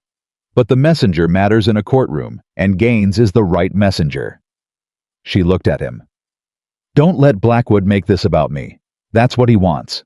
He wants to turn a land fraud case into a question about the credibility of a mail-order bride. Don't give him that. Caleb looked at her for a long moment. How are you so calm about this? He said. I'm not calm, she said. I'm controlled. There's a difference. He almost smiled. It was the echo of what she'd said to him in the Cheyenne attorney's office, and she could see that he recognized it. I'm going to wire Gaines today, he said. Tell him about Blackwood's visit. Tell him about the settlement offer. Tell him to refuse any further settlement conversations in writing, she said. We don't want Blackwood claiming later that negotiations were ongoing. All right. And Caleb. She waited until he looked at her directly. What he said about me about how I'd look to a judge, you know it isn't true.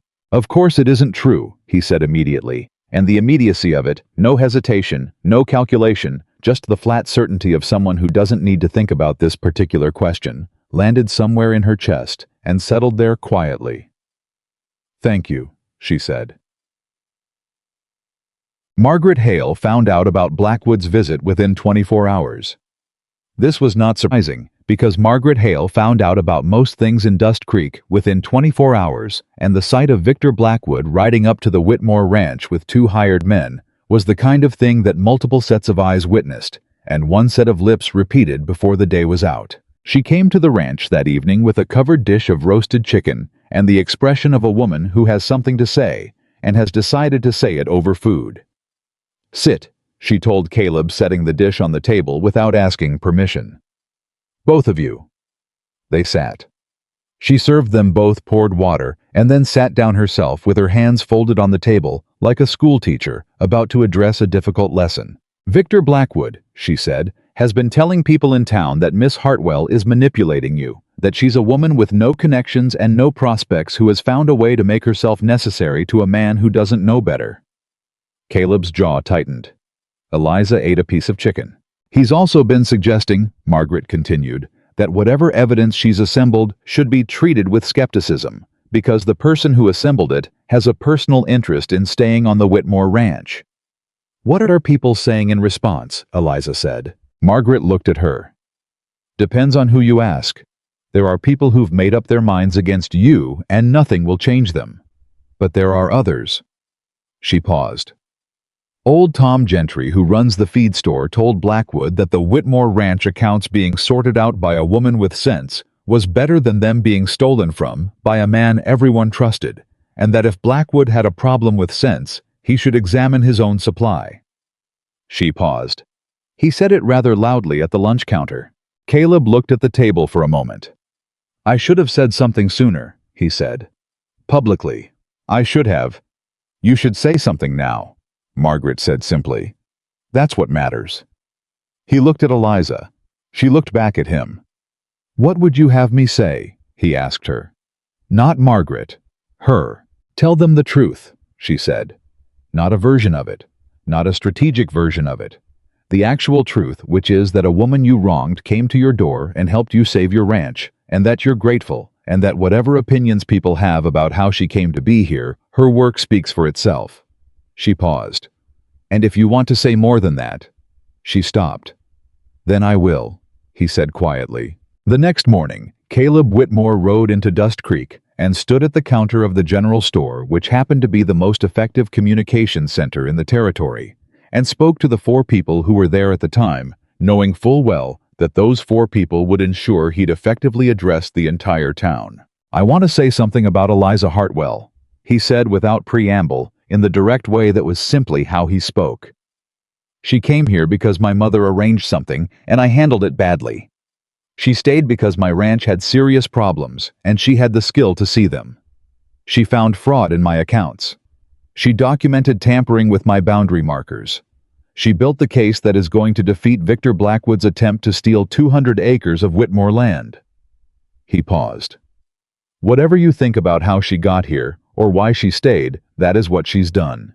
And any person in this room who has ever benefited from the Whitmore Ranch, bought cattle from us, sold goods to us, hired men who work for us, ought to understand that without her, you'd be dealing with a very different conversation. He looked at each face in turn. She came here with nothing.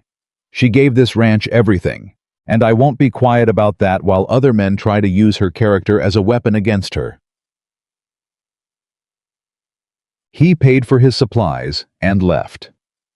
By the time he got back to the ranch, Margaret had already heard about it from two separate sources. She told Eliza. Eliza said nothing for a long moment.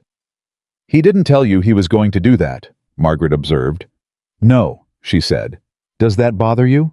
"No," she said again, and her voice was different from her usual controlled steadiness. Quieter, and something underneath it that she didn't entirely have a name for yet. "No, it doesn't bother me at all." The hearing was scheduled for a Thursday. The week before it, two things happened that changed the shape of the case entirely. The first was that Gaines sent a message from Cheyenne, a land surveyor out of Denver, hired by Blackwood to provide the expert testimony on the boundary markers had pulled out of the case. The surveyor had examined the markers himself and declined to testify that they were in their original positions. He'd sent Gaines a private note off the record, not usable in court, saying only that he did not put his professional reputation behind claims he could not support. Gaines wrote, "The markers won't hold up. Blackwood knows it. Watch for a pivot." The second thing was something Eliza found.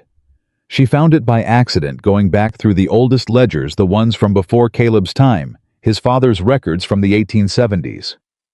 She was looking for something else, a reference to the original survey, that might help with a different angle of the case, when she found a letter folded inside the back cover of the 1871 ledger. It was written in a hand she didn't recognize, dated September 1871, and addressed to Samuel Whitmore. The author was the original land surveyor, not E. Morrow, but the primary surveyor, a man named Asa Cartwright, who had died in 1889. The letter was a routine follow-up to the completed survey, confirming the boundary coordinates, and it included a detail that made Eliza read the letter 3 times with increasing care. Cartwright had noted a specific physical reference point he'd used on the eastern boundary, a granite formation with a distinctive split top, which he'd described precisely down to the compass bearing from the nearest iron post. He'd noted it because he considered it the most reliable permanent reference on that section, more reliable than the posts themselves, because stone didn't move. Eliza had stood on that boundary in a snowstorm. She had seen that granite formation. She knew exactly where it was, and it put the original boundary markers precisely where Caleb said they'd always been. She was at Gaines's office in Cheyenne the next morning. He read the letter twice, then looked at her with his flat gray eyes and said, "You found this in a ledger from 1871. In the back cover. It had been there the whole time, and the formation Cartwright describes you personally observed it. I measured it against the survey description during our boundary inspection," she said, placing her notebook on his desk. "Every bearing, every measurement. The formation matches Cartwright's description exactly, and it puts the original boundary where the Whitmore family has always maintained it was." Gaines was quiet for a long moment. "This letter combined with your boundary documentation and the witness statements." He stopped. "Miss Hartwell Victor Blackwood's case just became significantly more difficult." "I know," she said. "He's going to try one more thing before the hearing," Gaines said. "People like Blackwood always do when the ground shifts under them." "I know that too," she said. "What do you recommend?" "Go home," he said. "Let me prepare the presentation. Make sure Mr. Whitmore is ready to testify clearly about the history of the boundary. And..." He paused. "Make sure you're both present at the hearing. The judge should see exactly who built this case." She rode back to Dust Creek. Gaines was right. Blackwood made one more move. He sent a formal letter to Sheriff Denton claiming that Eliza Hartwell had accessed private ranch documents without authorization, that she had removed or copied sensitive business records, and that her involvement in the land case constituted interference in a legal proceeding. He requested an inquiry. Sheriff Denton, who was 60 years old and had been in Dust Creek long enough to know the difference between a legitimate complaint and a desperate maneuver, rode out to the Whitmore Ranch the following morning. He sat at the kitchen table. He listened to Caleb's account of exactly what Eliza had done, when, with what authorization, and why. He looked at the documentation Caleb produced, showing that she'd been employed at the ranch in a bookkeeping capacity. He read Blackwood's letter again. Then he folded it, put it in his coat, and said, "I'll tell Mr. Blackwood that upon review there is no basis for inquiry, and I will not be pursuing it." He stood up. "Caleb." A pause. "I knew your father before I knew you. He's a good man. He raised a good man." He glanced at Eliza. "Miss Hartwell, you've done good work here." He left. In the silence after the door closed, Caleb looked at Eliza. "1 week to the hearing," he said. "1 week," she confirmed. "Are we ready?" She thought of the Cartwright letter, now safely in Gaines's possession. The witness statements. The boundary documentation. The account records. Every piece of evidence assembled, cross-referenced, prepared. The full scope of what had been done to this ranch, and the full scope of what had been done to undo it. "Yes," she said. "We're ready." I was looking at her with that particular expression she'd come to know, the one that was no longer guarded, no longer braced for a blow, just fully present and fully honest, and entirely turned toward her. "Whatever happens at the hearing," he said, "I want you to know. Caleb." She said his name, gently stopping him. "After the hearing. Tell me after." He held her gaze. "Why after?" "Because I want to hear it when neither of us has to be thinking about anything else," she said. "When there's nothing left to do or prove or fight. Just," she paused, "just us." The word landed between them with a quiet weight. Just us. Caleb nodded slowly. "After," he said. "All right." Outside, the ranch was doing what it had been doing with increasing purpose and momentum for the past weeks. The sounds of men working horses, moving machinery, running. Billy managing the feed ratios with improved accuracy. The fences on the north boundary being reset to their proper alignment. The ordinary, vital, irreplaceable sounds of a working ranch that had been slowly dying and had been brought back. Caleb heard it. He stood and listened to it for a moment, in the way you listen to something you've been afraid of losing. Then he looked at Eliza one more time with the full and open expression of a man who was no longer standing behind his own walls. 1 week, he said. 1 week, she said. And they both knew, without saying so, without needing to, that they were not only talking about the hearing. The morning of the hearing. Caleb came downstairs to find Eliza already dressed, already composed, already at the table, with her hands folded over the final copy of the boundary documentation that Gaines had sent back for their records. She was wearing the blue wool coat she'd arrived in, the same one she'd worn on the platform on the 4-mile walk through the storm. She wore it like armor, and he suspected she knew that. He looked at her for a moment from the doorway. "You didn't sleep," he said. "I slept enough," she said. "Eliza." "I'm fine, Caleb." She met his eyes directly. "Are you?" He thought about it honestly, the way she'd taught him to think about things. "No," he said. "But I'm ready." "That's all it takes," she said. Ruth came in with coffee and set it between them without a word, but her hand rested briefly on Eliza's shoulder as she moved away. A small, deliberate thing that Eliza registered and held on to quietly, the way you hold on to small kindnesses on hard mornings. Samuel arrived at 7, moving faster on his hip than usual, dressed in the good coat he wore to church. He came through the door, looked at his son, looked at Eliza, and said, "Let's go end this." The territorial courtroom in Dust Creek's county building was not a large room, but it was full. That was the first thing Eliza noticed when they walked in. The room was full. Not just with court officials and the opposing party and their counsel, but with townspeople. Jim Calloway and Pete Adler in the second row, both in their good clothes. Margaret Hale near the window, sitting straight as a rod. Old Tom Gentry from the feed store, his hat in his hands. A dozen ranch workers she recognized from Caleb's operation, and a dozen faces from town she'd seen in passing, but never formally met. They had come. She didn't let herself react to it. But she felt it a particular kind of warmth that had nothing to do with temperature. The warmth of realizing that the ground you've been standing on has more people on it than you knew. Victor Blackwood was already seated at the opposite table beside a Cheyenne attorney named Prescott, who had a polished, expensive look about him. Blackwood glanced at Caleb when they came in. He did not look at Eliza at all, which told her more than a direct look would have. He was afraid of what she'd assembled. The deliberate non-acknowledgement was a tell the same way a man refusing to look at a card on the table means the card matters. Gaines met them at the door and spoke quietly. The judge is Aldrich. He's fair, methodical, and he does not appreciate theatrics from either side. Let me speak. When I call on you, answer precisely what's asked and nothing more. He looked at Eliza specifically. Miss Hartwell, when I introduce the Cartwright letter, Prescott will object to its provenance. Don't react. Let me handle it. Understood, she said. Gaines held her gaze for a moment. You've done excellent work, he said. Let the work carry itself from here. Judge Aldrich opened the proceedings without ceremony. Prescott went first, presenting Blackwood's boundary challenge with the smooth efficiency of a man who'd made this kind of argument before. Survey ambiguities, historical marker placement, the difficulty of establishing precise boundaries from decades-old documents. He was good. Eliza could see why Blackwood had hired him. He made the uncertainty sound reasonable, almost inevitable, the kind of thing that required the court's intervention to resolve fairly. He did not mention the tampered markers. He did not mention E. Morrow.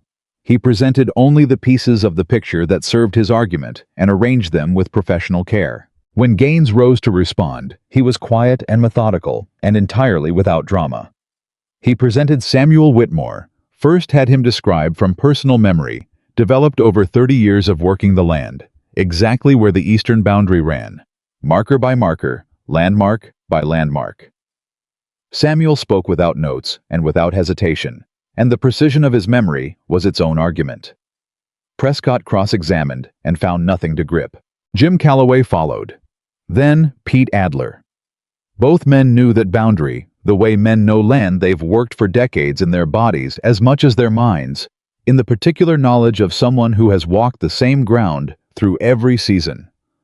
When Adler described riding the eastern line with Caleb's grandfather in 1964 and checking the markers together, there was nothing theoretical about it. It was a man describing something he'd done with his own hands. Then Gaines introduced the boundary inspection documentation. Eliza heard Prescott shift in his chair when the pages went in front of the judge. She kept her eyes forward. Gaines walked the judge through it precisely. The bearing measurements, the reference landmarks, the evidence of disturbed ground around 3 specific markers, the difference between the markers' current positions and their documented positions in the original survey. He used Eliza's notation system, which was clean and logical and cross-referenced clearly enough that a person with no specialized knowledge could follow the argument without difficulty. Judge Aldrich asked 3 questions. Gaines answered all 3. Then Prescott objected. The documentation, he argued, had been assembled by a private individual with no surveying credentials and a personal interest in the outcome of the case. Its accuracy could not be verified. Its author's objectivity could not be assumed. The room shifted slightly. Eliza felt it, the small collective intake of breath, the awareness of a pivot point. Gaines said, "Your Honor, I'd like to call Miss Eliza Hartwell." She had known this was coming. Gaines had told her the night before, over the final review of the case. Prescott will attack the documentation by attacking you. The only counter is to let the judge see you directly. Let him make his own assessment. She walked to the front of the room with her hands at her sides and her spine straight, and the blue wool coat doing exactly what armor is supposed to do. Gaines was gentle and organized. He asked her to describe her background, the school, her father's shipping business, the account keeping, the years of reading manifests and contracts and financial records. He asked her to describe precisely and technically the methodology she'd used in reviewing the Whitmore accounts. He asked her to describe the boundary inspection, the tools used, the process, the specific measurements, the interpretation. She answered every question in the same tone she'd used when she first told Caleb his firewood was stacked wrong. Clear, factual, without performance. Prescott's cross-examination was polished and pointed. He questioned her credentials. He questioned her relationship to the defendant. He raised very carefully and with precise language The suggestion that a woman who had arrived as a mail-order bride and subsequently remained at the ranch had reasons beyond professional ones to present evidence that favored the ranch's owner. The room was very quiet. Eliza looked at Prescott and waited until she was certain she had control of every word she was about to say. "Mr. Prescott," she said, "you're suggesting that because I came to Wyoming as a prospective bride, my findings are compromised." "I'm suggesting that your objectivity may be difficult to establish given the circumstances," Prescott said smoothly. "The circumstances," she said, "are that I arrived with no personal knowledge of this ranch, no financial stake in it, and no reason to invest significant labor in its accounts other than the fact that I could see they needed attention. The fraud I uncovered cost real money that was genuinely stolen. The boundary markers I documented had genuinely been moved, a fact which your own expert surveyor declined to contradict professionally, as the court record from his withdrawal will show." She paused. "You're welcome to question my personal circumstances, Mr. Prescott. But the numbers I documented are either accurate or they're not. The measurements I took are either correct or they're not. I'd invite the court to evaluate those on their merits rather than on speculation about my motivations." The silence that followed was the kind that means something has landed. Prescott asked 2 more questions, found nothing useful in the answers, and sat down. The twist came 40 minutes later, and nobody in the room had seen it coming, except possibly Gaines, who showed no reaction at all, which was reaction enough. When Gaines introduced the Cartwright letter, the 1871 document from the original surveyor, describing the granite formation on the eastern boundary with precise coordinates, Prescott objected immediately on provenance grounds. An old letter found in a ledger, he argued, with no chain of custody, no authentication, no established connection to the official survey record. Gaines said, "Your Honor, I have here a certified copy of the original survey record from the Territorial Archives in Cheyenne. On page 4 of that record, in the surveyor's field notes section, there is a reference to a follow-up letter sent to the landowner confirming a specific landmark reference." He placed both documents before the judge. "The landmark described in that field note is identical to the landmark described in the letter Miss Hartwell found. Same compass bearing, same physical description, same language." He paused. "The letter is authenticated by the survey record itself." Prescott stood up, sat back down, stood up again. Judge Aldrich held up one hand without looking up from the documents. The room waited. The judge read for 4 minutes. 4 minutes of complete silence in a packed room was a very long time. When he looked up, he looked at Blackwood's table, not at Prescott. At Blackwood directly. "Mr. Blackwood," he said, "the field notes in the official territorial survey record reference a follow-up letter describing a landmark reference point on the eastern boundary of the Whitmore property. That landmark, when mapped against the current positions of the disputed markers, places the original boundary in direct contradiction to your filing." He set the documents down. "I'd like your counsel to explain specifically how the boundary markers came to be in positions inconsistent with a survey field note that was filed with this territory 16 years ago." Prescott leaned toward Blackwood. Whatever Blackwood said to him was quiet enough that only Prescott heard it. But Eliza, watching from the front of the room, saw Prescott's expression shift in the unmistakable way of an attorney calculating new odds. Prescott stood. "Your Honor, my client would like to request a brief recess." "Denied," said Judge Aldrich. "Your client will answer the question." Another consultation. Quieter, shorter. Prescott stood again. "Your Honor, my client withdraws the boundary dispute filing." The room came alive all at once. Caleb's hand found Eliza's under the edge of the table. She didn't look at him. She kept her eyes forward because she was not going to do anything that looked like triumph in front of a judge in an active proceeding, and she was not going to cry in a courtroom. But she held his hand with the full, steady grip of someone who has been waiting for solid ground and has just felt it under her feet. Judge Aldrich called for order and got it. He spent the next 10 minutes outlining the court's findings in the matter of the boundary dispute, finding in favor of the Whitmore Ranch on all points, with the official territorial record to be updated accordingly. He noted the evidence of marker tampering and referred the matter to the county sheriff for investigation. he said with the measured understatement of a man who had been on the bench for 20 years and had learned to let his words carry their own weight. The evidence presented by the Whitmore party is thorough, credible, and professionally assembled. The court takes note of the quality of that work. He did not name Eliza directly. He didn't need to. Gaines was packing his papers when Prescott crossed the room, not toward Gaines, toward Eliza.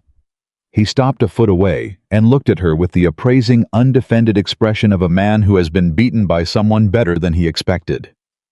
"Miss Hartwell," he said, "that was well done." "Thank you," she said. "If you're ever in Cheyenne and looking for legal work," he said, "I'd be interested in talking." He walked away before she could respond. She watched him go with an expression that was not quite a smile and not quite surprise, but was something between them. Outside the courtroom, the world was ordinary and cold and entirely different than it had been an hour ago. Samuel was the first to reach them. He put his hand on Caleb's shoulder. Both hands the full grip of a father who is not a demonstrative man, but has something that needs demonstrating, and said nothing for a moment, because there wasn't anything to say that the grip didn't already cover. Then he looked at Eliza and said, "Your father would be proud of you." She pressed her lips together. "Thank you, Samuel." "I mean it literally," he said. "The way he raised you to work, the precision of it, the care of it, that's not nothing. That's a man's whole life expressed through the person he taught." He squeezed her hand once and released it. "Welcome to Wyoming, Eliza. You've earned it." Margaret appeared at her elbow, approximately 3 seconds later, which suggested she'd been waiting for Samuel to finish. She looked at Eliza with bright, deeply satisfied eyes. "I want you to know," Margaret said, "that I am taking full credit for this." "You introduced yourself to me outside your store," Eliza said. "You gave me coffee and information." "Foundational," Margaret said firmly. "Absolutely foundational contribution." Jim Calloway shook Caleb's hand for a long time and didn't say much, but said it sincerely. Pete Adler clapped him on the back. Old Tom Gentry from the feed store said loudly to no one in particular that he'd known Victor Blackwood was crooked since the man tried to shortchange him on a feed order in 1883, and that he hoped the sheriff would be thorough. Victor Blackwood had left the building by a side door without speaking to anyone. Eliza noted this and filed it as expected, the particular exit of a man who has run out of angles and knows it. Gaines shook her hand at the door. "I meant what I said inside. Good work." He paused. "Prescott was right too. If you're ever looking for a different kind of workland, law could use people who read the way you read." "I'll keep that in mind," she said. He nodded once and left, already reading something from his case file as he walked, because men like Howard Gaines never fully stopped working, and probably didn't want to. Then the crowd cleared the way, crowds do when the main event is over, gradually in groups, until it was Caleb and Eliza standing on the wooden walkway outside the county building in the cold Wyoming morning. And there was no case to prepare, and no evidence to organize, and no fight left to fight. Just them. I didn't say anything immediately. He stood beside her with his hands in his coat pockets and looked at the street. The ordinary busy street of Dust Creek, going about its ordinary business, horses and wagons, and people calling to each other, none of whom knew or particularly cared that 2 months of work had just resolved itself in a courtroom down the road. "You said after," he said finally. "I did," she said. He turned to look at her. Full on, the way he'd learned to do, the way she'd pulled him toward without ever pushing, just by being someone it was worth looking at directly. "I want you to stay," he said. "Not as my bookkeeper, not as someone helping with the accounts. I want you to stay because I don't want to get on that wagon and drive back to the ranch and sit in that house, knowing you might decide you've done what you came to do, and there's no reason left." He paused. "There's a reason left. I'm the reason. And I should have said so 2 weeks ago, but you told me to wait, and you were right, because I would have said it wrong before today." He stopped. "You said I needed to be willing. I'm telling you I'm willing. More than willing." Eliza looked at him. The wind moved down the street, and somewhere a door banged on its hinges, and a horse objected to something, and was told firmly to stop, and all of it was very ordinary and very real. "You know what you're asking," she said. "I do," he said. You're asking someone you didn't send for who showed up without warning, who went through your accounts and found your fraud and rode into your storm and stood in your courtroom. Yes, he said. To make her life here. Yes, he said again. That's what I'm asking. She held his gaze for a long moment. In the weeks at the ranch, she had learned his face, the way you learn a place. You walk every day, every expression, and what it meant, the subtle architecture of what he was feeling beneath the economy of what he showed. She knew the braced look, and the guarded look, and the quiet look, and the look he had when something surprised him past his defenses. This look was none of those. This was the face of Caleb Whitmore, with nothing in the way. No grief between them. No case. No emergency. Just a man on a wooden walkway in Dust Creek, Wyoming, asking a woman he didn't want to lose to stay. I already am, she said simply. He went still. Already. Home, she said. I already am home. I realized it somewhere around the time we rode back from the cabin in the dark, and I could see the ranch lights from the road, and I thought that's where I'm going. Not where I'm staying temporarily. Where I'm going. She paused. I just needed you to catch up. I made the sound that wasn't quite a laugh. She'd been collecting them, she realized, like her father's pocket watch, like her mother's preserves, like the things you keep because they matter. But this one was fuller than the others, deeper, with something underneath it that had been stored a long time and was finally getting air. I'm sorry it took me so long, he said. You had things to work through, she said. So did I. Eliza. He said her name the way he said things he'd decided, quietly and with full intention. I want to ask you something properly. The way it should have been done from the start. Not through letters, not through arrangements, not through anyone else. Just me asking you directly. She understood what was coming and stayed very still. Will you marry me? He said. Because I'm asking. Not because anyone arranged it. Not because you have no other option. Because I want to ask, and because I want you to say yes, because you want to, and for no other reason. The street continued being itself around them. Ordinary and cold, and entirely indifferent to what was happening on the walkway. Yes, she said. Because I want to, and for no other reason. The weeks that followed were the kind of weeks that don't have a dramatic shape, but have a weight to them, a substance, the particular density of things becoming real. The sheriff's investigation of the boundary markers produced evidence sufficient to charge 2 men in Blackwood's employ with tampering. Blackwood himself was not charged. The connection, Gaines explained, was not direct enough to bring criminal charges, but the county record of the investigation was public, and public records in small territories have a way of following men. Victor Blackwood sold his Dust Creek holdings 6 weeks later and relocated to Denver, where presumably he found different angles to work. The Harlan brothers' invoicing fraud, once reported, resolved itself with similar efficiency. The Harlan brothers, faced with 14 months of documented discrepancy, and the county sheriff's involvement, repaid the overcharged amounts without requiring a court order.